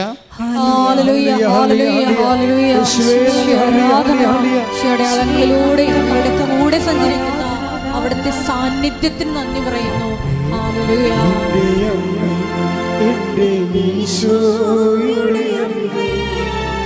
അമ്മേ തന്നൊരമ്മേ, അമ്മേ എൻ്റെ അമ്മേ, എൻ്റെ ഈശോയുടെ അമ്മേ, അമ്മേ എൻ്റെ അമ്മേ, എനിക്കീശോ തന്നൊരമ്മേ. പരിശുദ്ധ പരമ ദിവ്യകാരുണ്യത്തിന് എന്നേരവും ആരാധനയും സ്തുതിയും പുകഴ്ചയും ഉണ്ടായിരിക്കട്ടെ. പരിശുദ്ധ പരമ ദിവ്യകാരുണ്യത്തിന് എന്നേരവും ആരാധനയും സ്തുതിയും പുകഴ്ചയും ഉണ്ടായിരിക്കട്ടെ. പിന്നെ സ്റ്റക്കിംഗ് ഓഫ് ദി കവനൻ്റ് ഉണ്ട്. ഇവിടെ ഉടമ്പടി എവിടെയെങ്കിലും പോയി ഇടിച്ച് നിൽക്കാം. അത് രണ്ടുപേർക്കും കോമൺ ഫാക്ടറാണ്. മിനിക്കും അതുപോലെ തന്നെ അലിഷയ്ക്കും ഇവർ ഈ ഉടമ്പടി ഇങ്ങനെ മുന്നോട്ട് പോകുന്ന സമയത്ത് എവിടെയെങ്കിലും പോയിട്ട് ഡെഡ് എൻഡായിട്ട് ഇങ്ങനെ ഇടിച്ച് നിൽക്കാം. പിന്നെ ഫർദർ നോ മോർ ബിയോണ്ട് എന്നും പറഞ്ഞ ഒരു സിറ്റുവേഷൻസ് വരും ഉടമ്പടിയിൽ. എന്നിട്ട് ഇവർക്ക് രണ്ടുപേർക്കും കോമൺ ഫാക്ട് വർക്ക് ചെയ്യണത്, ഇപ്പം മിനിയുടെ കാര്യത്തിലും ഒരു ടൈം കഴിഞ്ഞാൽ പിന്നെ വർക്കിംഗ് കണ്ടീഷൻ അല്ല. ഭർത്താവ് സുഖപ്പെട്ടു, ആ മാരകമായ ശ്വാസകോശ രോഗിയായിരുന്ന ആൾ സുഖപ്പെട്ടു. പിന്നെ മക്കളുടെ കാര്യം വരുമ്പോൾ ഉടമ്പടി ഇടിച്ച് നിൽക്കും. നോ മോർ ബിയോണ്ട് എന്നും പറഞ്ഞ് ഇടിച്ച് നിൽക്കും. ഉടക്കി നിൽക്കേ, ഉടമ്പടിയിൽ ഉടക്കെന്ന് പറയും. ഇപ്പോൾ മത്സ്യത്തൊഴിലാളികളൊക്കെ എപ്പം ഉപയോഗിക്കുന്ന വാക്കാണ് ഉടക്ക്. വല വിട്ട് കഴിഞ്ഞാൽ പാറ കുടുങ്ങി നിൽക്കും, പിന്നെ വലിച്ചാൽ വരത്തില്ല. വരികയാണെങ്കിൽ മോശമായിട്ട് വലിക്കുകയാണെങ്കിൽ വല കീറിയും പോകും, ഉള്ള മീനും കൂടി പോകും. അങ്ങനെ ഉടക്കെന്ന് പറയണത്. ഉടമ്പടിയിൽ ഉടക്കുണ്ട്. ഉടക്കെന്ന് പറയുമ്പോഴേ ഇവരുടെ രണ്ടുപേരും മിനിയുടെയും അലീഷയുടെയും ഉടമ്പടി ഉടക്ക് സെയിമാണ്. എന്താണെന്ന് വെച്ച് കഴിഞ്ഞാൽ ഒരു സെക്കൻഡ് ഏജൻറ്റ് വന്നിട്ട് പറയും, ഇപ്പോൾ അലിഷയുടെ അമ്മയാണ് പറയണത്, എന്തുകൊണ്ടാണ് നിനക്ക് ഫർദർ ആയിട്ടുള്ള വീണ്ടും നിനക്ക് മുന്നോട്ട് പോകാൻ പറ്റാത്തതിൻ്റെ കാരണം നീ ഉടമ്പടിയിലെ കാരുണ്യ പ്രവർത്തികൾ ചെയ്യാത്ത കൊണ്ടാണ്. അതാണ് സംഭവം. എല്ലാവർക്കും ഉടമ്പടി ഉടക്ക് വരുന്നതിൻ്റെ മെയിൻ സംഭവം ഉടമ്പടി ഉടക്ക്. ഇപ്പോൾ മിനിയുടെ കാര്യത്തിലും അങ്ങനെയാണ്. മകൻ്റെ കാര്യത്തിന് ഒരു മൂവ്മെൻ്റ് ഉണ്ടാകത്തില്ല. അപ്പോൾ മൂവ്മെൻ്റ് ഉണ്ടാകാതെ വരുമ്പോൾ മിനി സ്വയമായിട്ട് തന്നെ എക്വിപ്ഡ് ആയത് കാരണം അവൾ തിരിച്ചറിയും പ്രേക്ഷിത പ്രവർത്തനം ചെയ്യാത്തത് കൊണ്ടാണെന്ന്. പിന്നെ പ്രേക്ഷിത പ്രവർത്തനങ്ങൾ ചെയ്യാൻ തുടങ്ങും. പ്രേക്ഷിത പ്രവർത്തനം കാരുണ്യ പ്രവൃത്തി എന്ന് രോഗികളെ കാണുന്നത്. കാരുണ്യ പ്രവൃത്തിക്ക് പകരം പ്രേക്ഷിത പ്രവൃത്തി ആകത്തില്ല. പ്രേക്ഷിത പ്രവൃത്തി എന്ന് പറയുന്നത് യേശുവിനെ അറിയാത്തവരെ അറിയിക്കുന്നത്. അതിനാണ് ഈ പത്രം കൊടുക്കണമെന്ന് പറയണത്. പത്രം കൊടുക്കുമ്പോൾ എന്ന് പറയണത്, പത്രം കൊടുക്കുമ്പോൾ അവർ ചെയ്യണത്, ചിലരിങ്ങനെ പത്രം കൂളായിട്ട് കൊടുത്തിട്ട് പോരും. ചിലർ പത്രത്തെക്കുറിച്ച് പറയുമ്പോൾ കൃപാസനത്തെക്കുറിച്ച് പറയും, മാതാവിനെക്കുറിച്ച് പറയും. സ്വാതി പറയണത് ഈ ഉടമ്പടിയിൽ പുഷ് പുള്ളെന്ന് പറഞ്ഞ് വേറെ ഒരു പ്രക്രിയ കാണുന്നുണ്ട്. പുഷ് പുള്ളെന്ന് വെച്ച് കഴിഞ്ഞാൽ നമ്മളുടെ സൽപ്രവർത്തികളും അതുപോലെ തന്നെ മറ്റു തരത്തിലുള്ള ഉടമ്പടി പ്രവർത്തനങ്ങളെല്ലാം നമ്മൾ ഉടമ്പടിയെ പുറകിൽ തള്ളി മുമ്പോട്ട് കൊണ്ടുപോകണതാണ്. ഈ മുമ്പിൽ നിന്ന് വലിക്കണ ഒരു പരിപാടിയുണ്ട്. മുമ്പിൽ നിന്ന് വലിക്കണമെന്ന് വെച്ച് കഴിഞ്ഞാൽ ദൈവത്തിന് പ്രയോജനമുള്ള കാറ്റഗറിയിലേക്ക് നമ്മൾ ഉടമ്പടിയെ മൂവ്മെൻറ്റ് ചെയ്ത് കൊണ്ടുവരണം.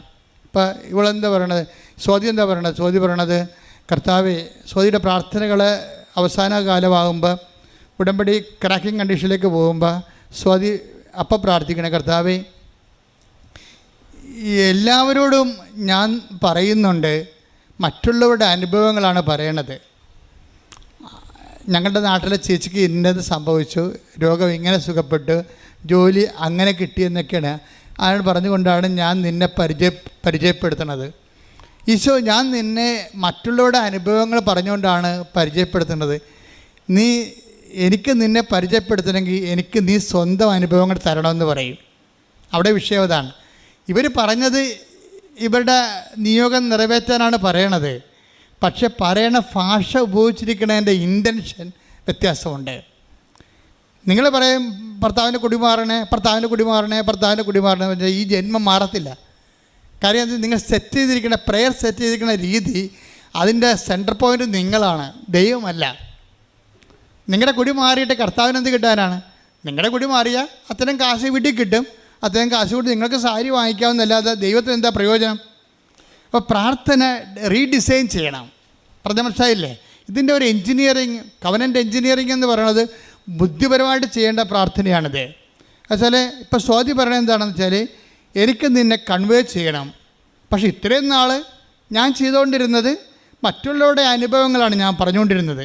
പക്ഷേ ഇപ്പം ഞാൻ അങ്ങോട്ട് പറയണത് എനിക്ക് എൻ്റെ അനുഭവങ്ങൾ തരണം, അപ്പോൾ എനിക്ക് ഈസി ആയിരിക്കും. അതാണ് പുള്ളെന്ന് പറയണത്. പുഷ് മാത്രമല്ല, പുള്ളിയെ മുമ്പോട്ട്. കാര്യം ദൈവത്തിന് പ്രയോജനമുള്ള കണ്ടൻ്റ് ആവും. അപ്പോൾ സ്വാഭാവികമായിട്ട് ഇതിൻ്റെ സ്പീഡ് കൂടും, ഇതിൻ്റെ വേഗം കൂടും, ഉടമ്പടിയുടെ വേഗം കൂടും. Take the bird of God. Habakkuk 3:19. Habakkuk 3:19. കർത്താവായ ദൈവമാണ് എൻ്റെ ബലം, കലമാൻ്റെ പാദങ്ങൾക്കെന്ന പോലെ അവിടുന്ന് എൻ്റെ പാദങ്ങൾക്ക് വേഗത നൽകി, ഉന്നതങ്ങളിൽ അവിടുന്ന് എന്നെ നടത്തുന്നു. Praise the Lord. അല്ലാതെ ഉന്നതങ്ങളിലേക്ക് അവിടെ നിന്ന് നടത്തുന്ന, മേൽഗതിയിലേക്ക് നമ്മളെ നയിക്കുകയാണ്. ഈ മേൽഗതിയിലേക്ക് നമ്മളെ നയിക്കുന്നത് എങ്ങനെയാണ്? അവിടുന്ന് എൻ്റെ പറഞ്ഞ് അവിടുന്ന് എൻ്റെ പാദങ്ങൾക്ക് വേഗത നൽകി. അപ്പം നമ്മുടെ ജീവിതയാത്രയെ സ്പീഡപ്പ് ചെയ്യുന്നത് ആരാണ്? ദൈവമാണ്, നമ്മളല്ല. നമ്മളെ ഉന്നതിയിലേക്ക് കൊണ്ടുപോകുന്നത് ആരാണ്? അവിടുന്ന് എൻ്റെ അവിടുന്ന് എൻ്റെ പാദങ്ങൾക്ക് വേഗത നൽകി. അപ്പൊ ദൈവമാണ് വേഗത നൽകണത്. അപ്പൊ ദൈവം വേഗത നൽകണമെങ്കിൽ സ്പീഡപ്പ് ചെയ്യണമെന്നുണ്ടെങ്കിൽ ദൈവത്തിന് പ്രാധാന്യമുള്ള കാര്യങ്ങളായി ഉടമ്പടി മാറണം. നമ്മൾക്ക് പ്രാധാന്യമുള്ള കാര്യങ്ങളായിട്ടാണ് നമ്മൾ ഉടമ്പടി ഇട്ടിരിക്കുന്നത്. നിയോഗങ്ങളില്ല, 6 നിയോഗങ്ങളെല്ലാം നമുക്ക് പ്രാധാന്യമുള്ളതാണ്. നമ്മൾക്ക് പ്രാധാന്യമുള്ള കാര്യങ്ങൾ എഴുതിയിടുകയും ദൈവത്തിന് പ്രാധാന്യമുള്ള കാര്യങ്ങൾ നമ്മൾ തൊട്ട് നോക്കിയിട്ടില്ല. ഇപ്പം അലീഷയുടെ ഒരു പ്രശ്നം, അലീഷയുടെ അമ്മ പറയും, നിൻ്റെ പ്രശ്നം എന്താണെന്നറിയോ, നീ ഉടമ്പടി എടുത്ത് പ്രാർത്ഥിച്ചെന്നല്ലാതെ നീ ഒരു കാരുണ്യ പ്രവൃത്തിയോ ഒരു രോഗിനെ പോയി കാണുകയോ ഒരു കാരുണ്യ പ്രവൃത്തികളോ ഒന്നും ചെയ്തിട്ടില്ല എന്ന് അമ്മ പറയും. അപ്പോൾ ഇവൾ ഉടനെ പറയണത്, നമുക്ക് കാശുണ്ടാമേ ഇതൊക്കെ ചെയ്യാൻ. കാരുണ്യപ്രവൃത്തിക്ക് ചെയ്യണമെങ്കിൽ ആർക്കെങ്കിലും എന്തിനും വാങ്ങിച്ചൊക്കെ കൊടുക്കണ്ടേ രോഗികൾക്ക്? അതിന് കാശ് വേണ്ടേ? നമുക്ക് ഇവിടെ നിന്നാണ് കാശ്? കാലണയില്ലാത്തവർ എന്ത് കാരുണ്യപ്രവൃത്തി ചെയ്യാനാണെന്ന് ചോദിക്കും. പക്ഷെ ആ ചോദ്യത്തോടുകൂടി മാതാവ് ഇവൾക്ക് മനസ്സിലെ അടുത്തുള്ള ഒരു ഓൾഡ് ഏജ് ഹോം മനസ്സിൽ കാണിക്കും. ഇപ്പോൾ ഇവൾ നടന്ന് ഓൾഡ് ഏജ് ഹോമിലേക്ക് പോകും. വിസ ബ്ലോക്ക് ചെയ്തിരിക്കണമല്ല, വിസ ബ്ലോക്ക് ചെയ്ത് ഉടമ്പടി ഉടക്കായി കിടക്കുകയാണ്. പക്ഷെ അമ്മ ആ ഉടക്ക് നിവർത്താൻ വേണ്ടി പറയുകയാണ്, കാരുണ്യപ്രവൃത്തി ചെയ്യണില്ല, അതുകൊണ്ടാണ് ഉടക്കി കിടക്കണമെന്ന് പറയും. അപ്പോൾ ഇവൾക്ക് കാര്യം മനസ്സിലാവും. ഇവൾ നടന്ന് ഒരു ആതുരാലയത്തിൽ പോകും. അവൾ പറയണത്, ഞാൻ ഒന്നും ചെയ്തില്ല. അവിടെ പോയി ആതുരാലയത്തിലുള്ള അപ്പച്ചന്മാരോടും അമ്മച്ചിമാരോടും ഒക്കെ വെറുതെ സംസാരിച്ചുകൊണ്ടിരുന്ന അവർക്ക് ഭയങ്കര സന്തോഷമായി. മകൾ ഇനിയും വരണമെന്ന് പറഞ്ഞു. കാര്യം ഒറ്റപ്പെടൻ്റെ അനുഭവം അവർ അനുഭവിക്കുകയാണ്. ആരും ഹൃദ്യമായി സംസാരിക്കാനില്ല. വന്നവർ വായിക്കുറെ ബിരിയാണി കൊണ്ടുവന്ന് കൊടുത്തിട്ട് ആൾക്കാർ കണ്ടതുങ്ങളൊക്കെയാണ്. ഒരു വണ്ടിക്ക് വന്ന് ഇറങ്ങും അല്ലേ, ആരാധനാലയത്തൊക്കെ ചെയ്യണം. അങ്ങനെ അല്ല, ഈ ഓവർഫ്ലൈയിലൊക്കെ പോകുമ്പോൾ എന്ത് ചെയ്യണം, എവിടെയും കല്യാണം കഴിച്ച് ബാക്കി വന്നെ കുറേ ബിരിയാണിയും കൊണ്ട് ഒരു ടെമ്പോയിൽ ചെല്ലും. കുറേ എണ്ണന്മാർ, അവന്മാർ പകുതി കുടിച്ച് കാണും, പകുതി കുടിക്കാത്തവന്മാരുണ്ട്, മദ്യപാനികളുണ്ടാവും. ഇങ്ങനെ കുറേ ആഭാസന്മാരുടെ ഒരു ക്രിയപോക്ക്. ബാക്കി ചോറ് വെട്ടിമൂടുന്നതിന് പകരം അനാഥാരത്തെ കൊണ്ട് വെട്ടിമൂടും, എന്നാൽ അവർക്ക് കൊണ്ടേ കൊടുക്കും. അപ്പോൾ അവർ അങ്ങനെയല്ല, അവരോടൊരു വാക്ക് സംസാരിക്കുകയോ അതൊന്നും പ്രേക്ഷിത പ്രവർത്തനമല്ല. ഈ സംഭവം നമുക്ക് വേണമെങ്കിൽ എങ്ങനെയും ചെയ്തു വെക്കാം, എങ്ങനെയും ചെയ്ത് വെക്കണമല്ല വിഷയം. അതിൻ്റെ പിന്നിലുള്ള എല്ലാം വേണ്ടത് പരിശുദ്ധാത്മാവിൻ്റെ ഫലങ്ങളാണ് വേണ്ടത്. ഉടമ്പടിയിൽ നമുക്ക് ഉപവിപ്രവർത്തനങ്ങൾ ചെയ്യുമ്പോൾ ആ ഉപവിപ്രവർത്തനങ്ങൾ ചെയ്യുന്നതിൻ്റെ പിന്നിൽ അതിൻ്റെ ചേതോ വികാരം, ചൈതന്യവത്തായ ആ ഉപവിപ്രവർത്തനത്തിൻ്റെ ചൈതന്യം പരിശുദ്ധാത്മാവിൻ്റെ ഫലങ്ങളായിരിക്കണം. പരിശുദ്ധാത്മാവിൻ്റെ ഫലങ്ങൾ എങ്ങനെ? പരിശുദ്ധാത്മാവിൻ്റെ ഫലങ്ങളില്ലാതെ കല്യാണത്തിന് കുറേ ബിരിയാണി ബാക്കി വന്ന് കുറേ അണ്ണന്മാർ അതിൻ്റെ സ്മോൾ എടുത്തിട്ട് അവിടെ അനാഥാലയത്തിൽ കൊണ്ടുപോയി ഡംപ് ചെയ്ത് ഈ ചെരുവം കണ്ട് ഇറക്കി വെച്ച് ഞങ്ങൾക്ക് പോകണമെന്ന് പറയും. ഇതല്ലേ പറയണത്? ഇതൊന്നും പ്രേക്ഷിത പ്രവർത്തനങ്ങളല്ല. അതൊരു ആധ്യാത്മിക കുറ്റകൃത്യമാണ് ശരിക്കും പറഞ്ഞാൽ. കാരണം ആധ്യാത്മികമായിട്ടുള്ള ആൾക്കാർ, ദൈവത്തിന് വേണ്ടി ചെയ്തുകൊണ്ടിരിക്കുന്ന ആൾക്കാർ ചെയ്യുന്നതിൻ്റെ പരമ്പരാഗതമായ ഈ പ്രവർത്തനങ്ങളെ ഇന്ന് വോട്ട് പിടിക്കാനും പാർട്ടി വളർത്താനും വേണ്ടി ആൾക്കാർ പൊതിച്ചോറ് കൊടുക്കുന്ന കാലമാണിത്. അതല്ല സഭയുടെ ലക്ഷ്യം. സഭയ്ക്ക് ഇതിനൊരു ലക്ഷ്യമുണ്ട്. എന്താ ലക്ഷ്യം? അത് പരിശുദ്ധാത്മാവിൻ്റെ ഫലങ്ങളുള്ളവരാണ്. ആ പരിശുദ്ധാത്മാവിൻ്റെ ദൈവമഹത്വത്തിന് വേണ്ടി ചെയ്ത മനുഷ്യനോടുള്ള ജീവനോടുള്ള ബഹുമാനത്തിൻ്റെ കാരുണ്യ പ്രവൃത്തിയും കരുതലും ചേർത്ത് പിടിക്കലുമാണത്. അത് ആ ചേർത്ത് പിടിക്കൽ സംഭവിക്കുന്നത് ആധ്യാത്മികമായ ദൈവികമായ ലക്ഷ്യത്തോടു കൂടിയാണ്. ആ പ്രവർത്തനമാണ് ഉടമ്പടി നിങ്ങൾ ചെയ്യേണ്ടത്. പ്രാർത്ഥിക്കുക, കർത്താവായ ദൈവമേ, കർത്താവായ ദൈവമേ, എൻ്റെ കാരുണ്യ പ്രവൃത്തികളിലെ പരിശുദ്ധാത്മാവിന്റെ ഫലമായ ദൈവസ്നേഹത്തോടെ ചെയ്യുവാൻ എന്നെ സഹായിക്കണമേ. അപ്പൊ അവള് അലീഷ ചെയ്ത അതാണ്. അലീഷ ചെയ്തത് അവിടെ പോയി അവരോട് സംസാരിച്ചുകൊണ്ടിരുന്നു. എല്ലാവരോടും ഓരോരുത്തരോടും മാറി മാറി സംസാരിച്ചു. എന്നിട്ട് അവൾക്ക് പോരുമ്പോൾ ഷീ വാസ് ജസ്റ്റ് കണ്ടൻറ്റഡ്.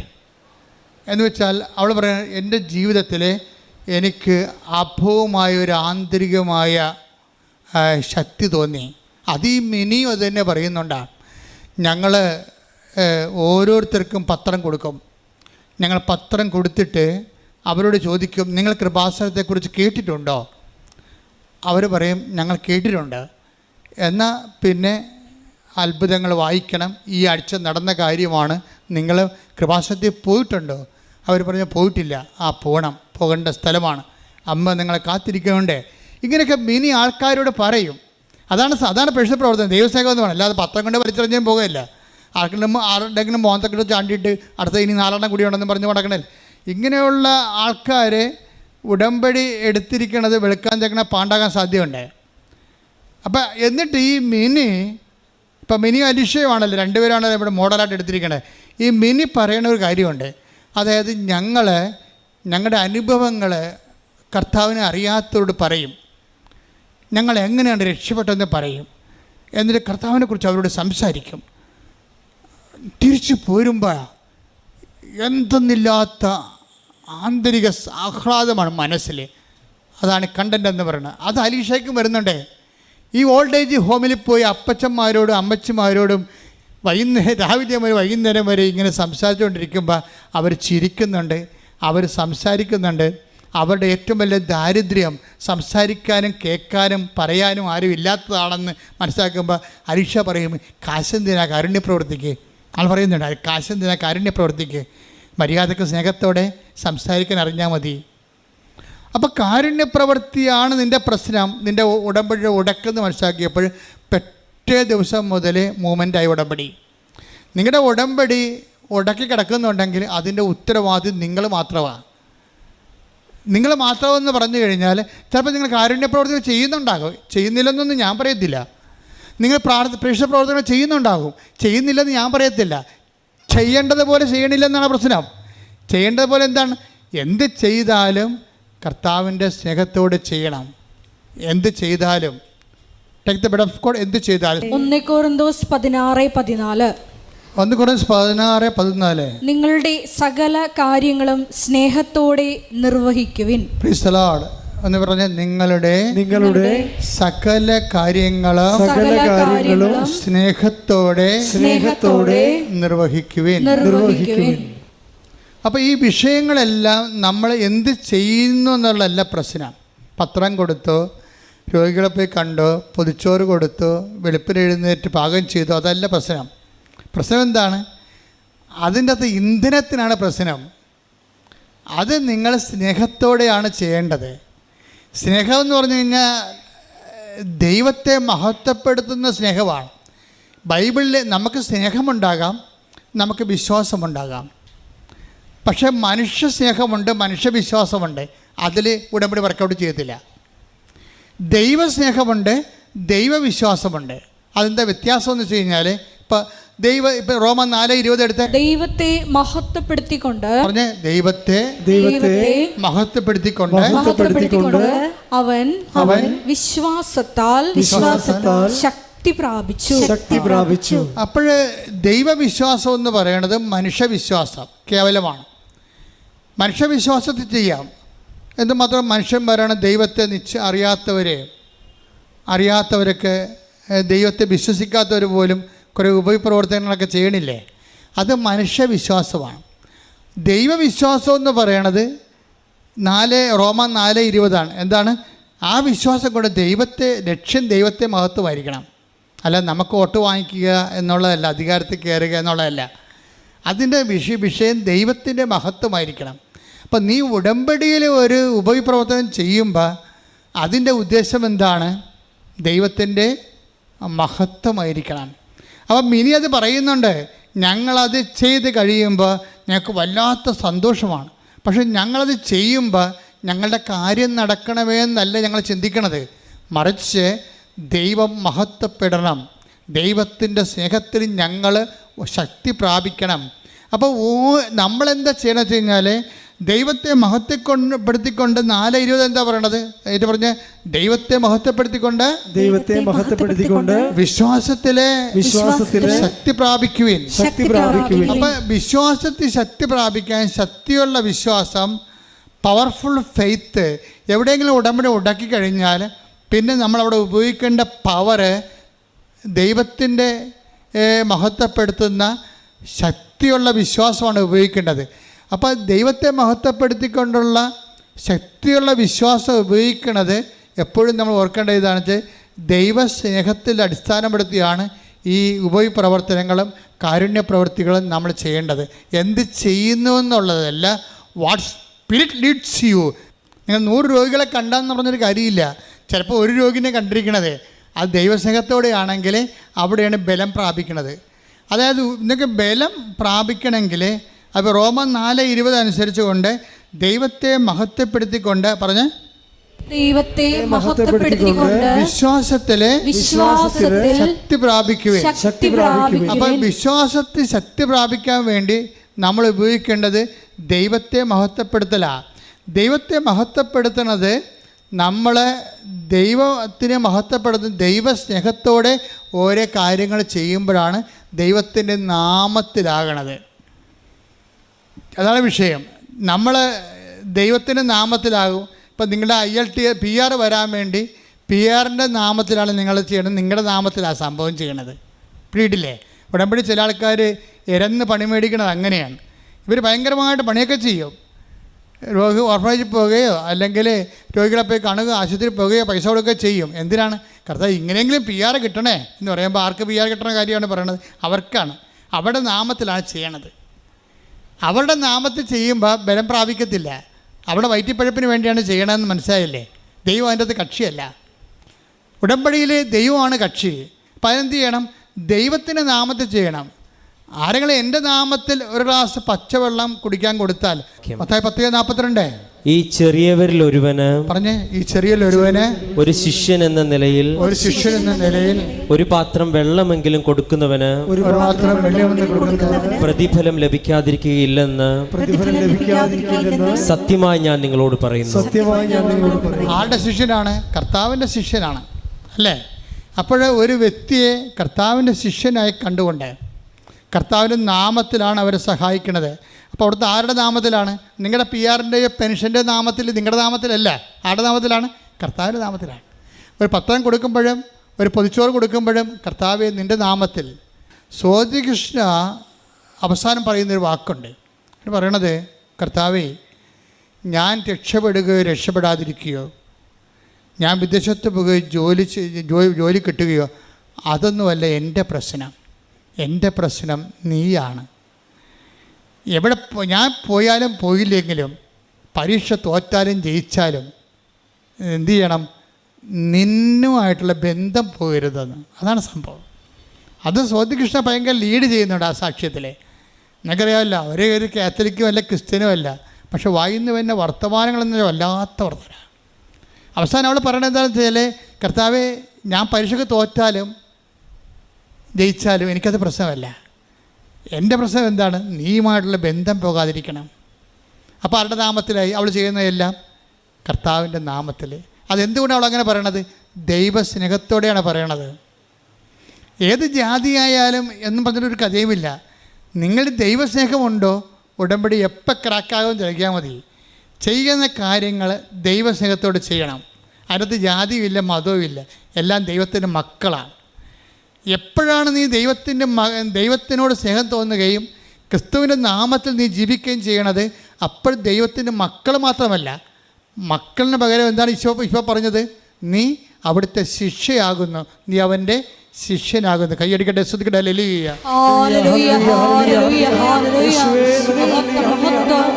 എല്ലാ കാര്യങ്ങളും ദൈവസ്നേഹത്തോടെ നിർവഹിക്കുവാൻ ഈ ആരാധനയിലൂടെ ഞങ്ങളെ അഭിഷേകം ചെയ്യാം. ആരാധന ആരാധന യേശുവേ ആരാധന ആരാധന ആരാധന യേശുവേ ആരാധന. ഇതിൻ്റെ നോഹൗ എന്ന് പറയുന്ന ജ്ഞാനസൂത്രം അത് ഇപ്പം മനസ്സിലായില്ലേ? ലളിതമാണ്, സിമ്പിളല്ലേ? അത് സിമ്പിളാണത്. ചെയ്യണ കാര്യങ്ങൾ ദൈവസ്നേഹത്തോടെ ചെയ്യണം. ഈ ദൈവസ്നേഹത്തോടെ നിങ്ങൾ ചെയ്യുമ്പോൾ എന്താണ് നമുക്ക് മനസ്സിലാകണത്? നിങ്ങൾ പരിശുദ്ധാത്മാവിൻ്റെ ഫലത്തിലാണ് നിൽക്കുന്നത്. അതാണ് ബലം, ഫലമാണ് ബലം. നിങ്ങൾക്ക് പരിശുദ്ധാത്മാവിൻ്റെ ഫലം വേണമെന്ന് പറഞ്ഞിട്ട് കാറിക്കൂവിട്ട് കാര്യമില്ല. ആ ഉടമ്പടി നിങ്ങൾ വൃത്തിയും വിനയമായിട്ട് ദൈവത്തിന് മുൻനിർത്തിക്കൊണ്ട് ചെയ്യുമ്പോൾ ഓട്ടോമാറ്റിക്കായിട്ട് you will be empowered with the grace. Capital grace ഉണ്ട്, 7 ഗ്രേസസ്. ദൈവത്തിൻ്റെ 7 ഗ്രേസ്, പരിശുദ്ധാത്മാവിൻ്റെ 7 ഗ്രേസസ് ഉണ്ട്. അതാണ് പരിശുദ്ധാത്മാവിൻ്റെ ഫലം, അതാണ് ബലം. ഗലാത്യർ 5:22. എന്നാൽ ആത്മാവിന്റെ ഫലങ്ങൾ സ്നേഹം, ആനന്ദം, സമാധാനം, ക്ഷമ, ദയ, നന്മ, വിശ്വസ്തത, സൗമ്യത, ആത്മസംയമനം ഇവയാണ്. അതായത് ഇതിൻ്റെ പറയുന്നത് സൗമ്യതയും ആത്മസംയമനവും ഒക്കെ സ്നേഹത്തിൻ്റെ ചേരുവകകളാണ്. സ്നേഹം ഒരു വ്യക്തികളിലേക്ക് വരുമ്പോൾ ഓട്ടോമാറ്റിക് ഉണ്ടാകുന്ന പെരുമാറ്റങ്ങളും ആണ് ഈ സൗമ്യതയൊക്കെ വരണത്. ഇപ്പോൾ സ്നേഹം എന്താണ്? ഇപ്പോൾ സൗമ്യത എന്ന് പറഞ്ഞാൽ എന്താ? അത് ക്ഷമിക്കുന്ന സ്നേഹമാണ്. ക്ഷമിക്കുന്ന സ്നേഹത്തിൻ്റെ ക്ഷമ എന്താ? അത് സഹിക്കുന്ന സ്നേഹമാണ്. എല്ലാം കണ്ടൻറ്റ് വൈസ് ഒന്നാണ്. ശരിക്കും പറഞ്ഞാൽ പൗലോസ് അപ്പോസ്തലൻ അങ്ങോട്ട് പരത്തി പറഞ്ഞിരിക്കുകയാണ് സംഭവം. ഇത് 7 ക്യാപിറ്റൽ ഗ്രേസസ് ആണ്. എന്തൊക്കെയാണ്? സ്നേഹം, പിന്നെ എന്താണ്? ആനന്ദം, ജോയ്, സമാധാനം, ക്ഷമ, ദയ, നന്മ, വിശ്വസ്തത. ഇത്രയാണ് സംഭവം. ഈ 7 ഫലങ്ങളെ നമ്മൾ ഉടമ്പടിക്കാലത്ത് ക്രിയേറ്റ് ചെയ്ത് വരണം. എന്തൊക്കെയാണത്? ഒന്ന് നോക്കിയേ. സ്നേഹം, ആനന്ദം, സമാധാനം, വായിച്ചോളൂ. ക്ഷമ, ദയ, നന്മ, വിശ്വസ്തത. ഈ 7 ഫലങ്ങൾ വരുന്നതിന് മുമ്പ് വേറെ ഒരു സംഭവം അവിടെ നടക്കണം. വെറുതെ 7 ഫലങ്ങൾ ഉണ്ടാകത്തില്ല. 7 ഫലങ്ങൾ. ഇപ്പോൾ ഒരു ചെടിയിൽ നമ്മളൊരു ചെടി നടാൻ പോവുകയാണ്. ചെടി നടുമ്പോൾ നമ്മൾ എന്താ ചെയ്യണം? ആദ്യം തന്നെ ഇപ്പോൾ ഒന്നും വേണ്ട, ഒരു ചാലിൽ ചെമ്മീൻ കൃഷി തുടങ്ങാൻ പോവുകയാണ് എന്ന് വിചാരിച്ചോ. ചെമ്മീൻ കൃഷി തുടങ്ങിയാലും ചെടി നട്ടാലും ആദ്യം ചെയ്യണത് എന്താണ്? ആദ്യം ആ കെടുവളമൊക്കെ മാറ്റും, അല്ലേ? പഴയ മണ്ണൊക്കെ മാറ്റും. പിന്നെ എന്ത് ചെയ്യും? പിന്നെ അടിവളം ഇട്ട് കൊടുക്കും. പിന്നെ എന്ത് ചെയ്യും? അതുപോലെ തന്നെ ചെമ്മീൻ കൃഷിക്കാരാണെങ്കിൽ വെള്ളത്തിൻ്റെ pH നോക്കും. pH കറക്റ്റ് ചെയ്യാൻ കുമ്മായി വിടും. അതിനുശേഷം പിന്നെ എന്ത് ചെയ്യും? വെള്ളം കൊണ്ട് ടെസ്റ്റ് ചെയ്തിട്ട് അതിനകത്ത് വേറെ വല്ല ജീവികൾ, അതുപോലെ തന്നെ ഇനി ഇത് കൂടാതെ ചെമ്മിനെ തിന്നുന്ന ആമകളുണ്ട്, അല്ലെങ്കിൽ ഞണ്ടുണ്ടെങ്കിൽ അതിനൊക്കെ ആദ്യം കരക്ക് പിടിച്ച് കയറ്റും. എല്ലാത്തിനും വെള്ളം അരിച്ചേർക്കും. എന്തിനാണ് ചെമ്മീൻ ഇടണം? അല്ലെങ്കിൽ ആമ അടിച്ച് കളയും എല്ലാത്തിനും, അല്ലെങ്കിൽ ഞണ്ട് തിന്ന് കളയും. ഇതുപോലെ നമ്മുടെ ഈ ആത്മാവിൻ്റെ ഫലങ്ങൾക്ക് മുമ്പ് വേറെ ചില പ്രശ്നങ്ങളുണ്ട്. അതവിടെ അത്ര ആമയും ഞണ്ടും വേറെ ഉണ്ട്. അത് മാറ്റിയാൽ മാത്രമേ ആത്മാവിൻ്റെ ബലങ്ങളെ പ്രവർത്തിക്കത്തുള്ളൂ. അതെന്തൊക്കെയാണ്? അത് 7 ഉണ്ട്. അതേതാണ്? അത് മത്തായി 15:19 എടുത്തേ. ദുശ്ചിന്തകൾ, ഒന്ന് പറഞ്ഞ ദുശ്ചിന്തകൾ, കൊലപാതകം, പരസംഗം, വ്യഭിചാരം, മോഷണം, കള്ളസാക്ഷ്യം, പരദൂഷണം എന്നിവയെല്ലാം ഹൃദയത്തിൽ നിന്നാണ് പുറപ്പെടുന്നത്. അപ്പോൾ ഒന്നിനു വായിക്കാം. ഹൃദയത്തിൽ ഈ ഞണ്ടും ആമയൊക്കെ ഉണ്ടെന്ന് നോക്കുകയാണ് കേട്ടോ. എന്തൊക്കെയാണ്? ദുശ്ചിന്തകൾ, ദുശ്ചിന്തകൾ, കൊലപാതകം, പരസംഗം, വ്യഭിചാരം, മോഷണം,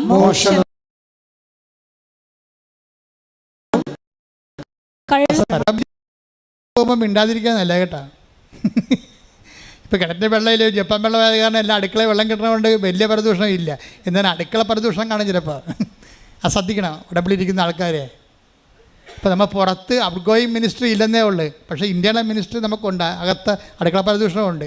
ആ കിണറ്റിൻ്റെ കരയിൽ നിന്ന് ജപ്പാൻ വെള്ളം വന്നപ്പോൾ പരദൂഷണം അടുക്കളയിൽ കരയെന്ന് മാത്രമേ ഉള്ളൂ. നമ്മൾ മാറിയിട്ടില്ലല്ലോ. വെള്ളം നിങ്ങൾക്ക് ഇതിനകത്ത് പങ്കുണ്ടാകരുത്. മനസ്സിലായി? ഇതിനകത്ത് ഉടമ്പടിക്കാർക്ക് കാര്യം ദൈവം നിങ്ങളിൽ ലാൻഡ് ചെയ്യേണ്ട സമയമാണ് ഉടമ്പടി. അപ്പോഴേ ദൈവകൃപ ആത്മാവിൻ്റെ 7 ഫലങ്ങൾ വരുന്ന മുമ്പ് 7 പിശാചുക്കളെ പുറത്താക്കണം. അതുകൊണ്ടാണ് കർത്താവ് പറഞ്ഞത് ഇവളിൽ നിന്നാണ് 7 take the bed of goal. മർക്കോസ് 16:9 ഇവളിൽ നിന്നാണ് അവൻ 7 പിശാചുക്കളെ പുറത്താക്കിയത്. അപ്പോൾ പാപിനിയായ സ്ത്രീയെക്കുറിച്ച് പറയുന്ന ഭാഗമാണ്. അവിടെ എന്താ പറയുന്നത്? ഇവളിൽ നിന്നാണ് 7 പിശാചുക്കളെ പുറത്താക്കിയത്. അപ്പം അശുദ്ധാത്മാവിൻ്റെ 7 ഫലങ്ങൾ വരുമ്പോൾ പിശാചുക്കൾ 7 അവിടെ ഉണ്ടാവും. ചിലപ്പോൾ പരദൂഷണം, അല്ലേ, പക, ആഭിചാരം, വ്യഭിചാരം, ഇങ്ങനെയുള്ള 7 സംഭവങ്ങൾ ഉണ്ടെങ്കിൽ ഉടമ്പടിയുടെ കാലഘട്ടത്തിൽ പ്രത്യേകിച്ച് ഇവയെ പുറത്താക്കി നമ്മൾ ടാർഗറ്റ് ചെയ്യണം. ലോകത്ത് ഒത്തിരി വിഷയങ്ങളൊക്കെ ആൾക്കാർ സംസാരിക്കുകയും ചെയ്യും. നിങ്ങളുടെ കൂട്ടത്തിൽ കർത്താവ് പറഞ്ഞത് എന്താണെന്നറിയോ? നിങ്ങളുടെ ശത്രു നിങ്ങളുടെ വീട്ടിൽ തന്നെ ഇരിക്കുമെന്ന്. Take the bed of God. ശ്രുതിക്കട്ടെ ഹല്ലേലൂയ. ഹല്ലേലൂയ ഹല്ലേലൂയ ഹല്ലേലൂയ ഹല്ലേലൂയ യേശുവേ നന്ദി. ഹല്ലേലൂയ ഹല്ലേലൂയ ഹല്ലേലൂയ ഹല്ലേലൂയ ഹല്ലേലൂയ ഹല്ലേലൂയ. മത്തായി 10:36 സ്വന്തം കുടുംബത്തിൽപ്പെട്ടവർ തന്നെയായിരിക്കും. സ്വന്തം കുടുംബത്തിൽപ്പെട്ടവർ തന്നെയായിരിക്കും ഒരുവന്റെ ശത്രുക്കൾ. ആത്മീയ ശത്രുക്കളെ കുറിച്ച് പറഞ്ഞാണല്ല, നിങ്ങളുടെ അതിരുമാന്തര ശത്രുക്കളല്ല, ആത്മീയ ശത്രുക്കൾ. നമ്മളിൽ നിന്ന് യേശുക്രിസ്തുവിൻ്റെ ചൈതന്യം എടുത്തു കളയുന്ന ശത്രുക്കൾ എവിടെയായിരിക്കും? നിങ്ങളുടെ കുടുംബത്തിൽ തന്നെ ആയിരിക്കുമെന്ന്. നിങ്ങളുടെ രക്തബന്ധത്തിലും ഒക്കെ ഉള്ള ആൾക്കാരുണ്ടാവും. നിങ്ങൾ വർഷത്തിലോ അവരുടെ നിങ്ങൾ പങ്കുചേരാകുമ്പോൾ പറയും, ഓ ഇവളിപ്പോൾ വേദം കൂടിയെന്നാണ് തോന്നുന്നത്, ഇവളിപ്പോൾ പുണ്യാളത്തിയായി, എന്നാൽ ഒരു രൂപക്കൂട് പണിയട്ടെ എന്ന് ചോദിക്കും. അതാ സംഭവം. നമ്മളോട് മുഖത്ത് നോക്കി, ഓ ഇനിയിപ്പോൾ രൂപക്കൂട് പണിയേണ്ടി വരും. അപ്പോൾ നീയല്ലേ പ്രാർത്ഥനക്കാരൻ, നീ പറ എന്നാ കേൾക്കാവില്ല നമുക്ക്. എന്തെങ്കിലും കൊണ്ട് കുടുക്കിലാക്കിയും പറയും, നീയല്ലേ ഇവിടുത്തെ പ്രാർത്ഥനക്കാരത്തി, നീ പറയുമെന്ന് പറയും. അപ്പോൾ അങ്ങനെയുള്ള പെരിച്ചാഴികളെ നിങ്ങൾ തിരിച്ചറിയണം. അതാണ് ഈശോ പറഞ്ഞത്. നിങ്ങൾ ആധ്യാത്മികമായിട്ട് തകർക്കണതോ അല്ലെങ്കിൽ നിങ്ങളെ ഒതുക്കണതോ ആയിട്ടുള്ള ശത്രുക്കളെ നിങ്ങളുടെ കുടുംബത്തിൽ തന്നെയായിരിക്കും, നമ്മുടെ ഓൺ ഫാമിലി തന്നെയായിരിക്കാം. ചിലപ്പോൾ നമ്മുടെ അപ്പനായിരിക്കും, അമ്മയായിരിക്കാം, ഭർത്താവായിരിക്കാം, മക്കളായിരിക്കാം, ഭാര്യയായിരിക്കാം, ആരും ആയിക്കോട്ടെ. ആർക്കും ഏത് സമയത്തും ദൈവത്തെ അറിയാത്തത് കൊണ്ട് തെറ്റ് സംഭവിക്കാൻ സാധ്യതയുള്ളതാണ്. ദൈവത്തെ മനുഷ്യൻ്റെ തെറ്റുകൾ വചനം പറയണത് മനുഷ്യൻ്റെ തെറ്റുകളുടെ ഉറവിടം എന്താണ്? മത്തായിയുടെ 22:29 എടുത്തേ.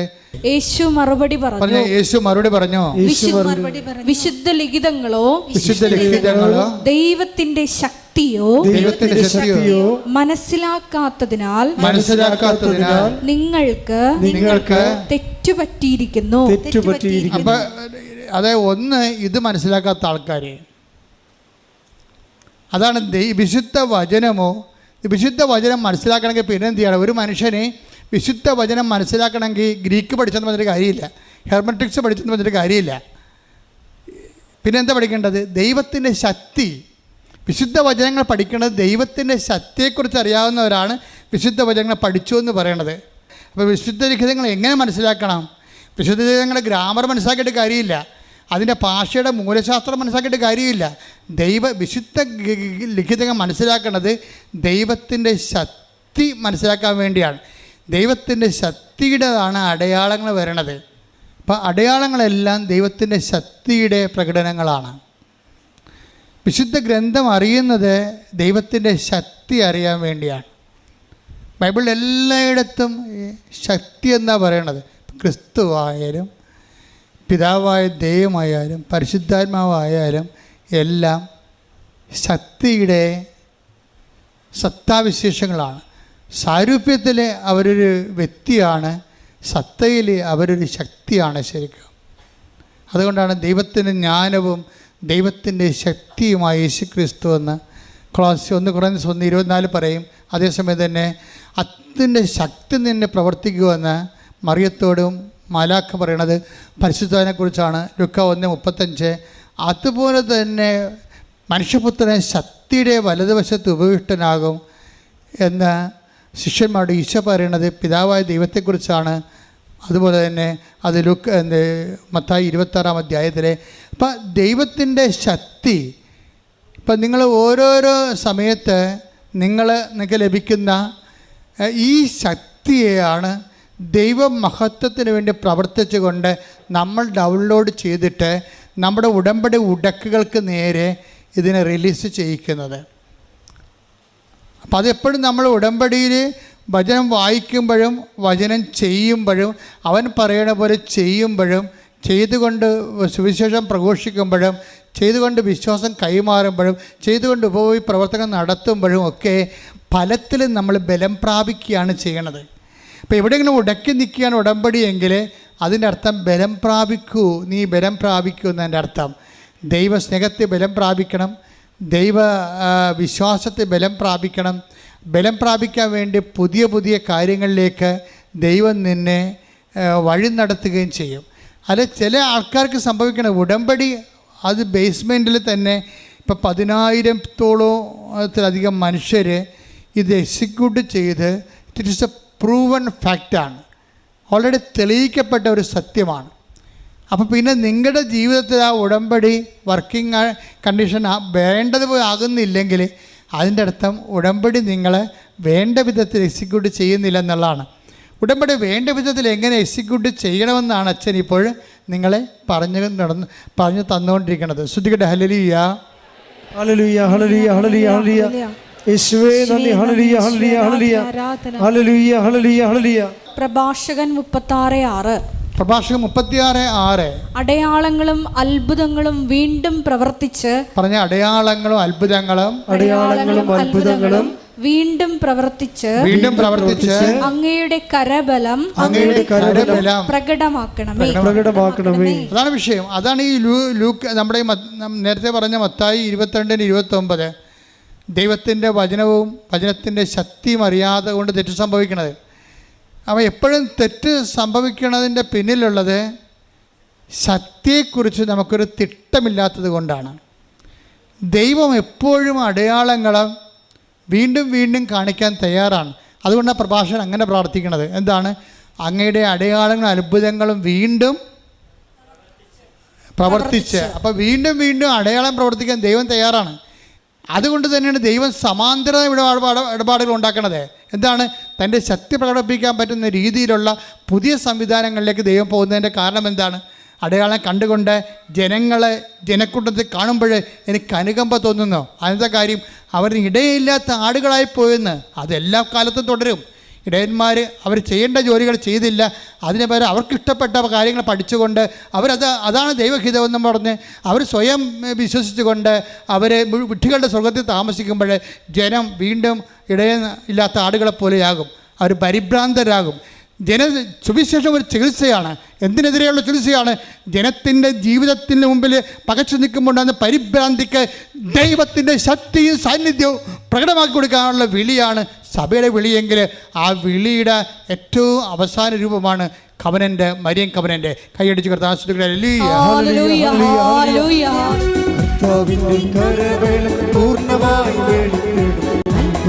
സംഭവിക്കട്ടെ,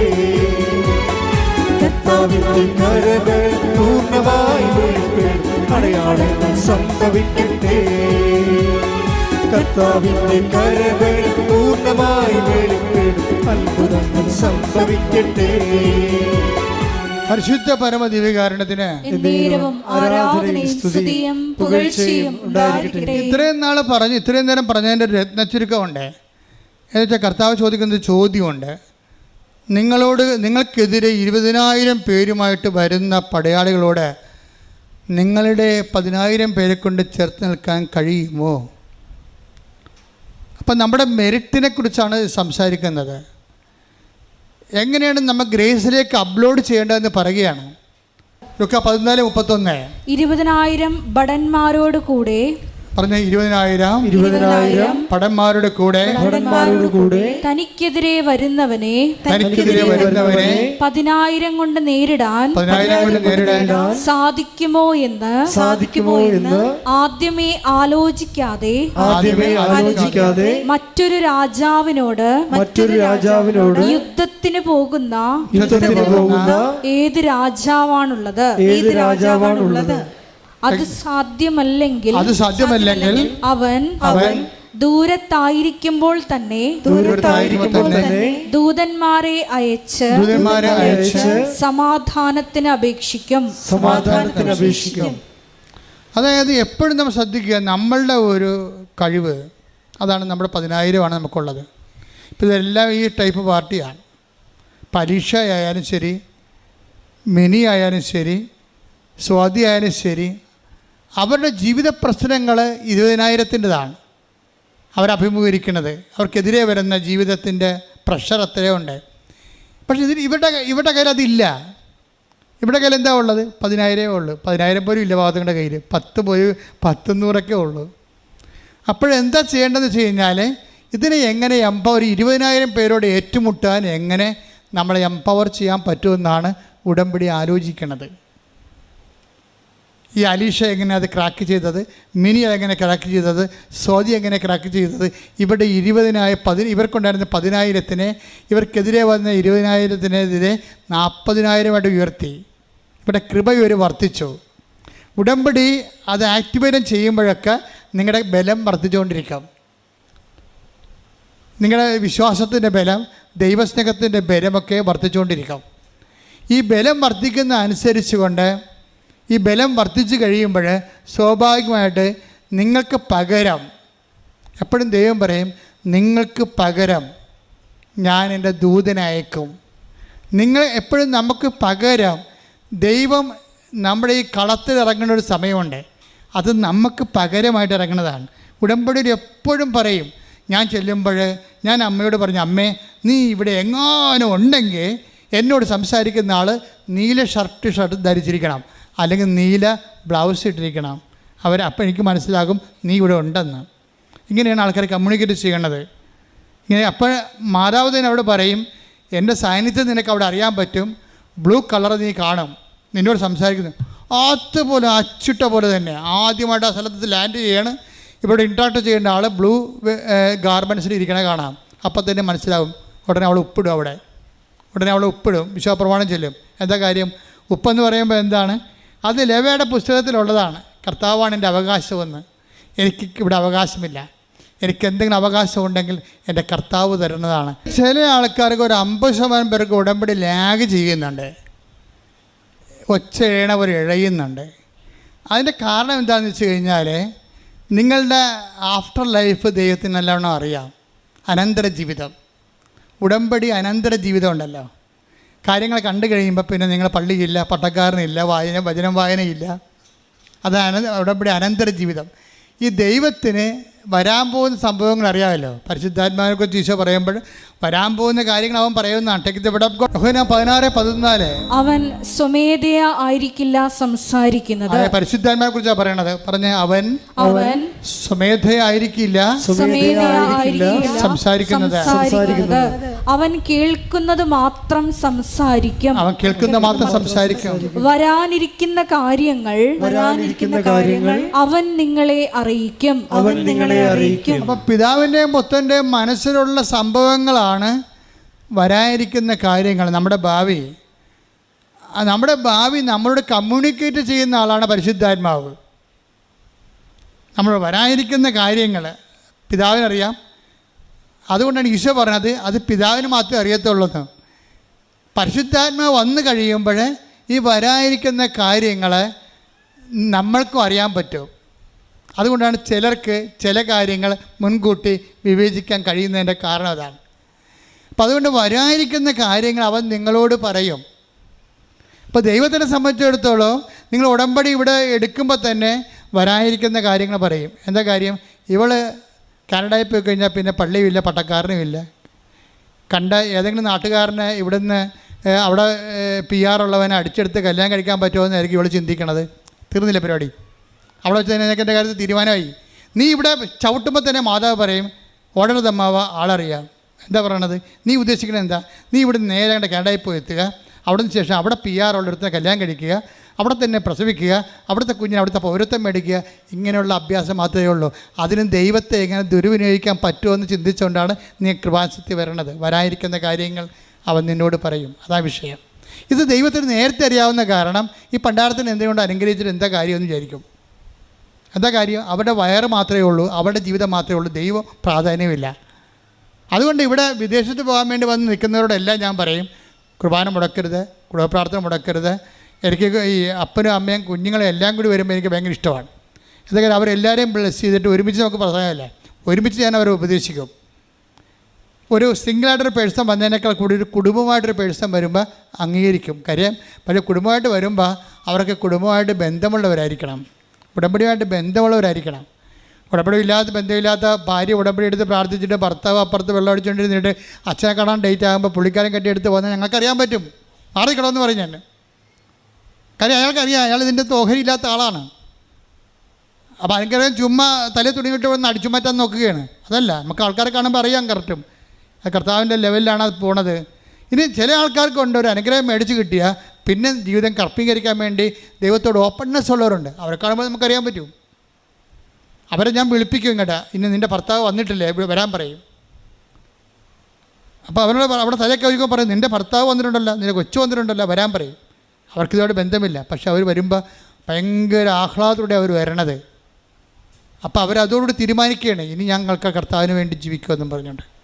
ഇതൊരു കൃത്യമായിട്ട് നമ്മൾ ദൈവത്തിലേക്കുള്ള ഒരു തിരിച്ചുവരവും ഒരുമിച്ച് ദൈവവുമായിട്ടുള്ള ജീവിതവുമാണ്. ഞാൻ നിങ്ങളോട് എന്താ പറയണമെന്ന് വെച്ച് കഴിഞ്ഞാൽ, ഇങ്ങനെ ഒരു ലെവലിലേക്ക് നിങ്ങൾ ആദ്യമേ വരുമ്പോൾ തന്നെ നിങ്ങൾ ദൈവത്തിന് നിങ്ങളെക്കുറിച്ച് അറിയാൻ പറ്റും. നിങ്ങളുടെ അനന്തരം ഉടമ്പടി അനന്തര ജീവിതത്തെക്കുറിച്ച് അറിയാൻ പറ്റും. അതുകൊണ്ട് ഇപ്പം തന്നെ നിങ്ങൾ മുൻകൂർ ജാമ്യം എടുക്കണം. അപ്പോൾ കർത്താവ് പറഞ്ഞ അതാണ്, നിനക്ക് തോൽപ്പിക്കാം, നീ തോക്കുമെന്ന് കണ്ട മുൻകൂട്ടി ചെന്ന് അവനുമായിട്ട് അനുരഞ്ജനപ്പെടണമെന്ന്. അതുപോലെ തന്നെ നീ ഈ വിഷയത്തിൽ നാളെ പിഴച്ചു പോകുമെന്ന് കണ്ടു കഴിഞ്ഞാൽ ആദ്യമേ തന്നെ കർത്താവുമായിട്ട് അനുരഞ്ജനപ്പെടണം. കർത്താവേ, ഞാൻ വീഴാതിരിക്കാൻ എന്നെ താങ്ങണം, എനിക്ക് സത്യസന്ധമായിട്ട് ജീവിക്കാൻ ആഗ്രഹമുണ്ട്, നീ എന്നെ സഹായിക്കണമെന്ന് ആത്മാർത്ഥത്തോട് പറഞ്ഞാൽ കർത്താവ് നിന്നെ സഹായിക്കും. പക്ഷേ അതേസമയം നമ്മൾ ശ്രദ്ധിക്കേണ്ട കാര്യം, ഉടമ്പടി അനന്തര ജീവിതം ഉടമ്പടിയുടെ സമയത്ത് പ്രധാനപ്പെട്ട കാര്യമാണ്. കാര്യം നീ ഒരു കാര്യം കണ്ടിട്ട് പിന്നെ ഉടമ്പടിയൊക്കെ വലിയ പാടല്ലേ ജീവിക്കാൻ, ആർക്കൊണ്ട് പറ്റുമെന്നൊക്കെ പറഞ്ഞുകൊണ്ടിരിക്കും. ചിലർ കഠിനമാണെന്നൊക്കെ പറയും. അവർക്ക് ചിലപ്പോൾ കഠിനമായിരിക്കും, കഠിനമല്ലെന്ന്. കാരണം അവരുടെ ജീവിതം അങ്ങനെ വഴിപിഴച്ച ജീവിതമായിരിക്കും ചിലപ്പോൾ. ഇപ്പോൾ ഒരു ആവശ്യം വന്നപ്പോൾ മാത്രം ദൈവത്തിലേക്ക് വന്നിട്ട് വല്ലതും ഒക്കണമെങ്കിൽ ഒക്കട്ടെന്ന് വിചാരിച്ചുകൊണ്ടുള്ള ഒരു അഭ്യാസമായിരിക്കും നടത്തുന്നത്. പക്ഷെ അവർക്കും ഒരു അവസരം ദൈവം തരികയാണ്. അനുഗ്രഹം ലഭിച്ചു കഴിഞ്ഞാൽ പിന്നെ കൃപയിൽ നിൽക്കാൻ ഇതൊരു അവസരമാണ് നിങ്ങൾക്ക്. കർത്താവ് എന്നെ നിലനിർത്തി തരണമെന്ന് നിങ്ങൾ പ്രാർത്ഥിക്കണം. നിലനിർത്തി ഈ അരൂപിയിൽ നിലനിർത്തി തരണമെന്ന് പ്രാർത്ഥിക്കണം. അല്ലെങ്കിൽ ഉള്ള കുഴപ്പം എന്താ നിങ്ങൾക്കറിയാവോ? ഒരുത്തൻ ഒരിക്കൽ രക്ഷപ്പെട്ട് കഴിഞ്ഞാൽ വീണ്ടും അവൻ പഴയ അവസ്ഥയിലേക്ക് ഇപ്പോൾ ഉടമ്പടി എടുത്തു, നിങ്ങൾ ഉടമ്പടി കൃപയിലേക്ക് വന്നു, വീണ്ടും നിങ്ങൾ വീണു പോയാൽ ഫെബ്രുവരി 6-4 ഒരിക്കൽ പ്രകാശം ലഭിക്കുകയും ഒരിക്കൽ പ്രകാശം ലഭിക്കുകയും സ്വർഗീയ സമ്മാനം ആസ്വദിച്ചറിയുകയും പരിശുദ്ധാത്മാവിൽ പങ്കുകാരാവുകയും ദൈവവചനത്തിന്റെ നന്മയും വരാനിരിക്കുന്ന യുഗത്തിന്റെ ശക്തിയും രുചിച്ചറിയുകയും ചെയ്തവർ വീണു പോവുകയാണെങ്കിൽ അവരെ അനുതാപത്തിലേക്ക് പുനരാനയിക്കുക അസാധ്യമാണ്. ഉടമ്പടി ജീവിതത്തിന് ശേഷം അനുഗ്രഹം കിട്ടി അഭിഷേകം ലഭിച്ചതിന് ശേഷം വീണ്ടും അളിയാൻ പറഞ്ഞ് ആഘോഷിക്കാൻ പറഞ്ഞ് അങ്ങനെ ആഘോഷിക്കാൻ പോയാൽ പിന്നെ തിരിച്ചു വരാൻ പിന്നെ ഉടമ്പടി എടുത്ത് വിജയിക്കത്തില്ല. അതാണ് വിഷയം. അവനെ പട്ടി എന്നൊക്കെ വിളിക്കണം ദൈവം, പട്ടി പന്നി എന്നൊക്കെ വിളിക്കണം. ഉടമ്പടി എടുത്തതിന് ശേഷം അവൻ വിശുദ്ധി പ്രാപിച്ചു, ദൈവത്തിൻ്റെ കൃപ മനസ്സിലാക്കിയ ശേഷം വീണ്ടും ഏതെങ്കിലും തരത്തിൽ കുരുങ്ങിപ്പോവുകയാണെങ്കിൽ അവൻ്റെ ജഡികമായ മോഹങ്ങളെ കുഴുങ്ങിപ്പോവുകയാണെങ്കിൽ അവന് ദൈവം വിളിക്കണത് പന്നിയെന്നാണ്, അല്ലെ പട്ടിയെന്നാണ്. അപ്പോൾ അതൊക്കെ മനസ്സിലായില്ലേ? കുളിച്ച പന്നി ചെളി കിടന്ന് വീണ്ടും ഉരുളുന്നു, പട്ടി ഛർദ്ദിച്ച് തന്നെ പിന്നെയും തിന്നുന്നു. കണ്ടാ, ആ പഴയ മ്ലേച്ഛത വീണ്ടും തിന്നണമെന്നാണ് പറയണത്. നായി ഛർദ്ദിച്ചത് തന്നെ വീണ്ടും ഭക്ഷിക്കുന്നു. ഉടമ്പടി ഉഴപ്പിയിട്ട് പിന്നെ പഴയ ജീവിതത്തിലേക്ക് പോയി കഴിഞ്ഞാൽ വിളിക്കണ വിളിയാണ് ആരും നായായി, പിന്നെ പട്ടിയായി. പട്ടി ഛർദ്ദിച്ചത് തന്നെ വീണ്ടും ഭക്ഷിക്കുന്നു. പഴയ അഴുക്ക് കെട്ട ജീവിതത്തിലേക്ക് പോവുകയാണ്, വീണ്ടും ഭക്ഷിക്കുന്നു. കുളിച്ച പന്നി ചെളിക്കുണ്ടിൽ വീണ്ടും ഉരുളുന്നു എന്ന പഴമൊഴി അവരെ സംബന്ധിച്ച് ശരിയാണ്. ഇപ്പം മനസ്സിലായില്ലേ? ഒറ്റ അടക്ക് പോകത്തില്ലെന്ന് മനസ്സിലായില്ലേ?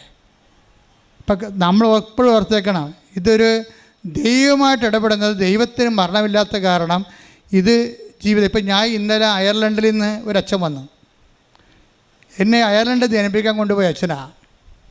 അപ്പം അദ്ദേഹം ചങ്ങനാശ്ശേരിക്കാരനാണ്. അദ്ദേഹം ഇവിടെ വന്നപ്പോൾ എന്നെ കാണാൻ വന്നപ്പോൾ അദ്ദേഹം എന്നോട് എന്ത് സന്തോഷവും സ്നേഹമാണ്.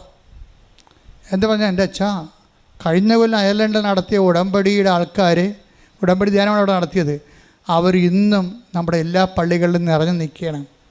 അവരെല്ലാവരും ഇന്ന് കുമ്പസാരിക്കുന്നുണ്ട്, എല്ലാവരും ഇന്ന് കുർബാന സ്വീകരിക്കുന്നുണ്ട്. അവരാരൂപി വിട്ടുപോകണില്ലെന്ന്. എന്തൊരു രസമാണ് കേൾക്കാൻ. ഒരു ഫോളോ അപ്പുമില്ല, ആരും അവിടെ ചെല്ലണില്ല.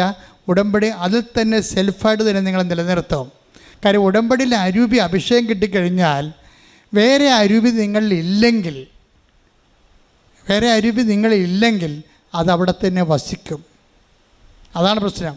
പക്ഷേ വേറെ അരൂപി ഉണ്ടെങ്കിൽ, നീ ഒരു സമാധാനം ആശംസിച്ച് കഴിഞ്ഞാൽ, നീ ഒരു സ്നേഹം ആശംസിച്ച് കഴിഞ്ഞാൽ, നീ ഒരു വിശ്വാസം ആശംസിച്ച് കഴിഞ്ഞാൽ, അതിനോട് സഹകരിക്കാനുള്ള അരൂപി അവിടെ ഇല്ലെങ്കിൽ ഇത് റിട്ടേൺ അടിക്കും. അനുഗ്രഹത്തിൻ്റെയൊക്കെ ഒരു പ്രശ്നം അതാണ്. നീ ഏത് ഭവനത്തിൽ ഇട്ടേക്കപ്പെടുമ്പോൾ 10:12 നിങ്ങൾ ആ ഭവനത്തിൽ പ്രവേശിക്കുമ്പോൾ അതിന് സമാധാനം ആശംസിക്കണം. സമാധാനം പരിശുദ്ധാത്മാവിന്റെ ഫലമാണ് സമാധാനം. ആ ഭവനം അർഹതയുള്ളതാണെങ്കിൽ, പരിശുദ്ധാത്മാവിന് സ്വീകരിക്കാൻ അർഹതയുള്ളതാണെങ്കിൽ നിങ്ങളുടെ സമാധാനം അതിൽ വസിക്കട്ടെ. നിലനിൽക്കും. അർഹതയില്ലാത്ത വേറെ അരൂപി ഉണ്ടല്ലോ, വേറെ അരൂപി. സായിപ്പ് വരുമ്പോൾ കവാത്ത് മറക്കത്തില്ലേ?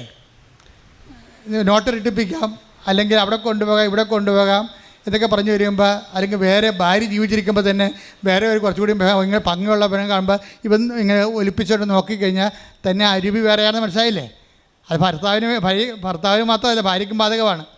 നിൻ്റെ ശരീരത്തിന് എതിരായിട്ടുള്ളൊരു പാപം നിൻ്റെ കയ്യിൽ നിന്ന് വന്നാൽ അരുവി ചേഞ്ച് ചെയ്യുന്നർത്ഥം. ജഡാരൂപിയിലായി നീ പ്രവർത്തിക്കണത്. ഈ ജഡാരൂപി വന്നു കഴിഞ്ഞാൽ എന്ത് ചെയ്യും? പിന്നെ അവിടെ എന്ത് ചെയ്യും? റിട്ടേൺ ചെയ്യും, തിരിച്ചു പോരും. പരിശുദ്ധാത്മാവ് തിരിച്ചു പോരും. അതാണ് അതിൻ്റെ അരൂപി അവിടെ ഉണ്ടെങ്കിൽ അതവിടെ നിലനിൽക്കും. അപ്പോൾ ഈ ദൈവകൃപയിൽ നിലനിൽക്കുകയാണെങ്കിൽ നീ ഉടമ്പടി ഐശ്വര്യങ്ങൾ ഇങ്ങനെ തുടർന്നു കൊണ്ടേയിരിക്കും. നീ ദൈവകൃപയിൽ നിന്ന് വ്യതിലിച്ച് വാങ്ങിയ സാധനം തിട്ടടിക്കാം. തിട്ടടിച്ചാൽ എന്ത് ചെയ്യും? പ്രൊട്ടക്ഷൻ പോകും. പക്ഷെ അങ്ങനെ ഈ പ്രൊട്ടക്ഷൻ പോകുന്നതുകൊണ്ട് ഇത് അവസാനിക്കത്തില്ല. വൺസ് ദൈവം ഇറങ്ങിപ്പോന്നു കഴിഞ്ഞാൽ ഉള്ള കുഴപ്പം എന്താ? ദൈവം ഇറങ്ങിപ്പോന്നു കഴിഞ്ഞാൽ, ഒരു ജീവിതത്തിൽ നിന്ന് ദൈവം ഇറങ്ങിപ്പോയാൽ പിന്നെ അതിനേക്കാൾ ദൈവം നമുക്കറിയാം, ഭർത്താവ് ഇരിക്കേണ്ട സ്ഥലത്ത് ഭർത്താവ് ഇരുന്നില്ലെങ്കിൽ പട്ടി കയറിയിരിക്കുമെന്ന് പറഞ്ഞ പോലെ, ദൈവം ഇരിക്കേണ്ട സ്ഥലത്ത് നിന്ന് ദൈവം ഇറങ്ങിപ്പോന്നാൽ പിന്നെ ആര് കയറിയിരിക്കും? പിശാച് കയറിയിരിക്കും.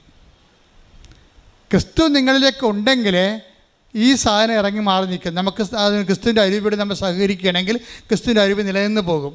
അല്ലെങ്കിൽ നമ്മൾ സഹകരിക്കാതെ പണം കണ്ടപ്പോൾ കുറച്ചുകൂടി പണം ഉണ്ടാക്കാൻ വേണ്ടി ഏതെങ്കിലും വിസ തട്ടിപ്പൊക്കെ നടത്തി ഏജൻസി കളിച്ച് അവൻ്റെ പണം പിടുങ്ങി അവൻ സമ്പത്തിൻ്റെ പിശാചിനെ നീ വലിച്ചു കയറ്റി കഴിഞ്ഞാൽ ടക്ക് നീ സാധനം അടിച്ച് മാറ്റും. അപ്പോൾ അത് അരി മാറും. വളരെ ശ്രദ്ധിച്ച് വേണം. ദൈവത്തെ കൊണ്ട് ജീവിക്കണമെങ്കിൽ ദൈവത്തെ കൊണ്ട് തന്നെ ജീവിക്കണം. പിന്നെ പിശാചിനെ കൊണ്ട് ജീവിക്കാൻ ദൈവത്തെ കൊണ്ട് ജീവിക്കണം.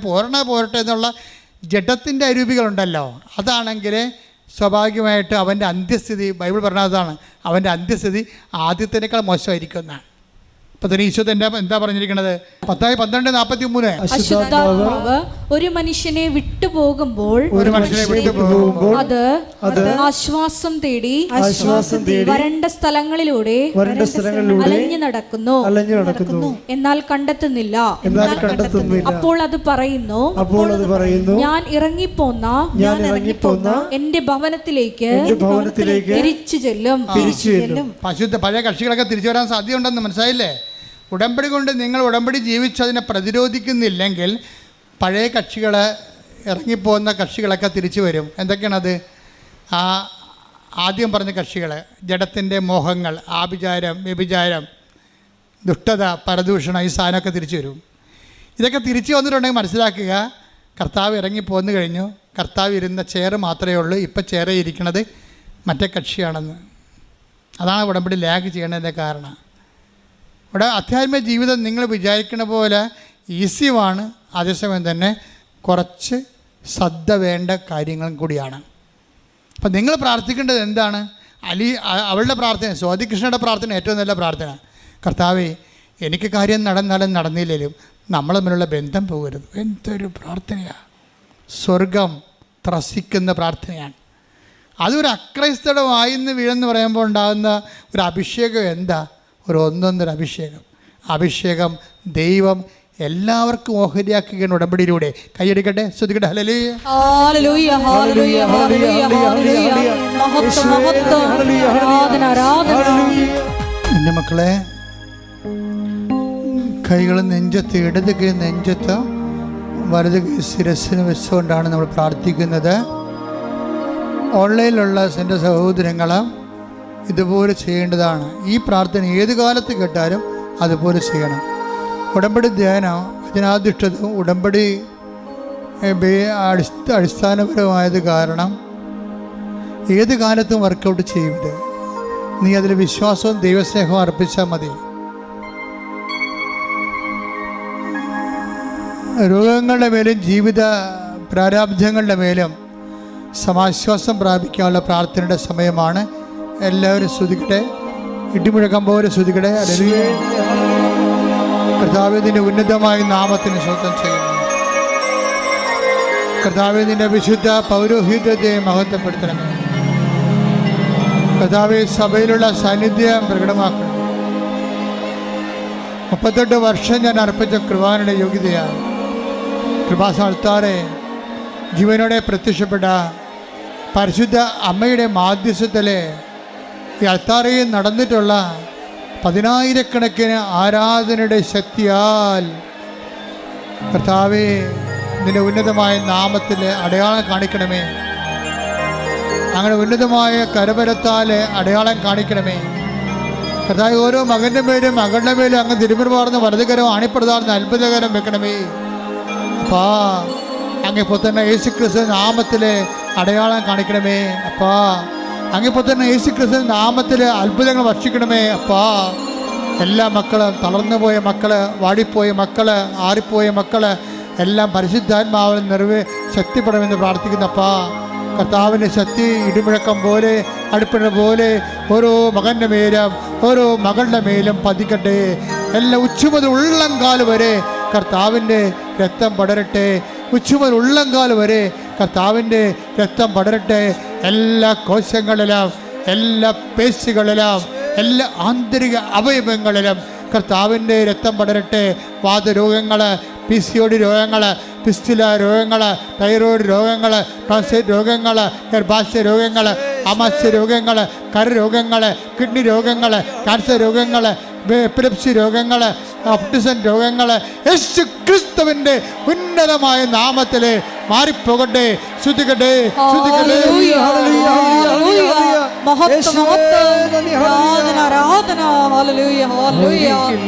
എല്ലാ രോഗങ്ങളും സുഖപ്പെടുത്തിക്കൊണ്ട് നാമത്തെ ആരാധനയിലൂടെ വീണ്ടും വീണ്ടും മഹത്വപ്പെടുത്തണമേ. ഒരുമിച്ച് സദയം തുടരണേ, സുഖമായി എൻ്റെ ഉള്ളം. കൈകൾ കൂപ്പുക. മക്കളില്ലാത്ത ദമ്പതികൾക്ക് വേണ്ടി പ്രാർത്ഥിക്കാൻ പോകുന്ന,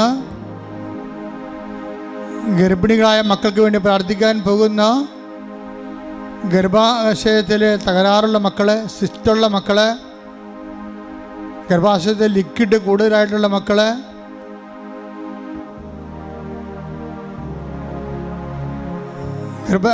ഗർഭസംബന്ധമായ അരിഷ്ടതകളിലൂടെ പോകുന്നവരെ, അവരെല്ലാവരെയും പരിശുദ്ധ അമ്മയുടെ മാധ്യസ്ഥത്തിൽ ഈശോ കേൾപ്പിക്കുന്ന സമയമാണ്. വ്യത്യസ്തമായ രോഗങ്ങൾക്ക് ചികിത്സയിലിരിക്കുന്നവർ അവരെല്ലാം പരിശുദ്ധ ഈ ആൾത്താരെ നടന്ന 10,000-കണക്കിന് ഉടമ്പടിയുടെ പിൻബലത്താലാണ് അവർക്ക് വേണ്ടി പ്രാർത്ഥിക്കുന്നത്. അന്യരാജ്യങ്ങളിൽ അകപ്പെട്ടിരിക്കുന്നവർ,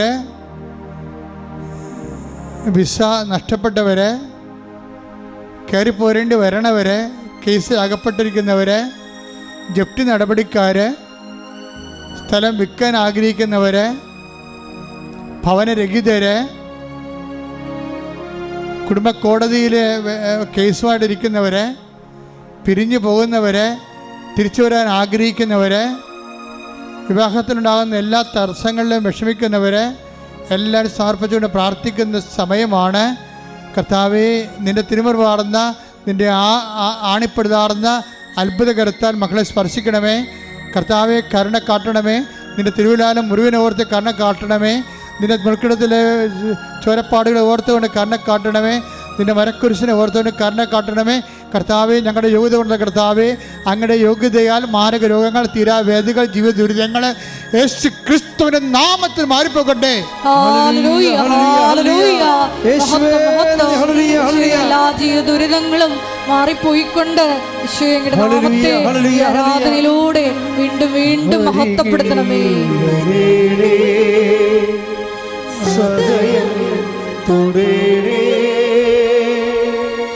സുഖമായിടും എൻ്റെ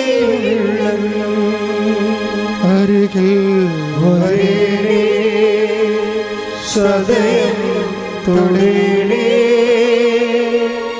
സുഖമായിടും എൻ്റെ ഉള്ളം. മുട്ടനിക്കുക.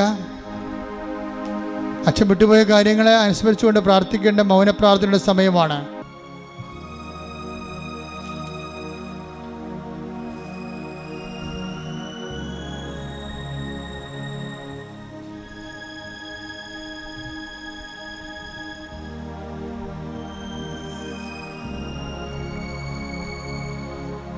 ആശീർവാദം. ഒരിക്കൽ കൂടി മരിയൻ ഉടമ്പടിയിൽ സമർപ്പിച്ചിരിക്കുന്ന എല്ലാ വിഷയങ്ങളും ദൈവമാതാവിൻ്റെ മധ്യസ്ഥയിൽ ദിവ്യകാരുണ്യ സന്നിധിയിൽ സമർപ്പിച്ച് നമുക്കൊരു നിമിഷം മൗനമായിട്ട് പ്രാർത്ഥിക്കാം. ഈശോയെ, ഞങ്ങൾക്ക് കിട്ടിയ ജീവിത അനുഭവങ്ങൾ, ജീവിത സാക്ഷ്യങ്ങൾ മറ്റുള്ളവരുമായി പങ്കുവെച്ചുകൊണ്ട് അന്ത്യം വരെയും വിശ്വസ്തതയിൽ നിലനിൽക്കുവാനുള്ള വലിയ കൃപ ഞങ്ങൾക്ക് നൽകണമേ എന്ന് പ്രാർത്ഥിക്കുന്നു. സാക്ഷ്യ ജീവിതവും പ്രേക്ഷിത പ്രവർത്തനവുമെല്ലാം ഈശോയെ ഞങ്ങളുടെ സമ്പത്ത് പങ്കുവയ്ക്കുന്നതിനേക്കാൾ അപ്പുറം ഞങ്ങൾക്കുള്ള കഴിവുകളും സമയങ്ങളും അത് ആവശ്യമുള്ളവരുമായിട്ട് പങ്കുവയ്ക്കുക എന്നതുകൂടിയാണെന്നുള്ള വലിയ വചന വിചിന്തനത്തിന് ഞങ്ങൾ നന്ദി പറയുന്നു. ഈശോയെ, ഞങ്ങൾക്ക് കിട്ടിയ കൃപകളെല്ലാം ഈശോയെ അത് ദൈവസ്നേഹത്തോടെ നിൻ്റെ നാമ മഹത്വത്തിനായി മറ്റുള്ളവർക്ക് കൂടി പങ്കുവെച്ചു കൊടുക്കുവാൻ ഈ ആരാധനയിലൂടെ ഞങ്ങളെ അഭിഷേകം ചെയ്യണമേ എന്ന് പ്രാർത്ഥിച്ചുകൊണ്ട് ശിരസ് നമിച്ച് നമുക്ക് ദിവ്യകാരുണ്യ നാഥൻ്റെ ആശീർവാദം സ്വീകരിക്കാം.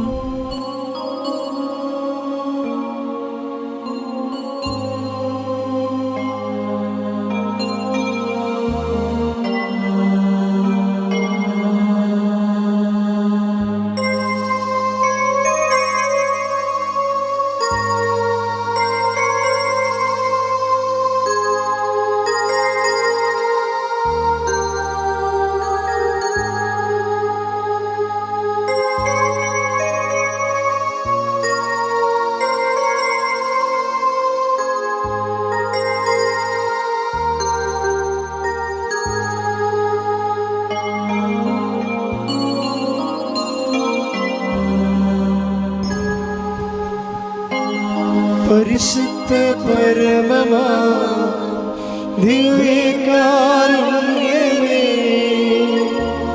എന്നുമെന്നും അങ്ങേക്ക് ആരാധന. പരിശുദ്ധ പരമമാ ദിവ്യകാരുണ്യമേ,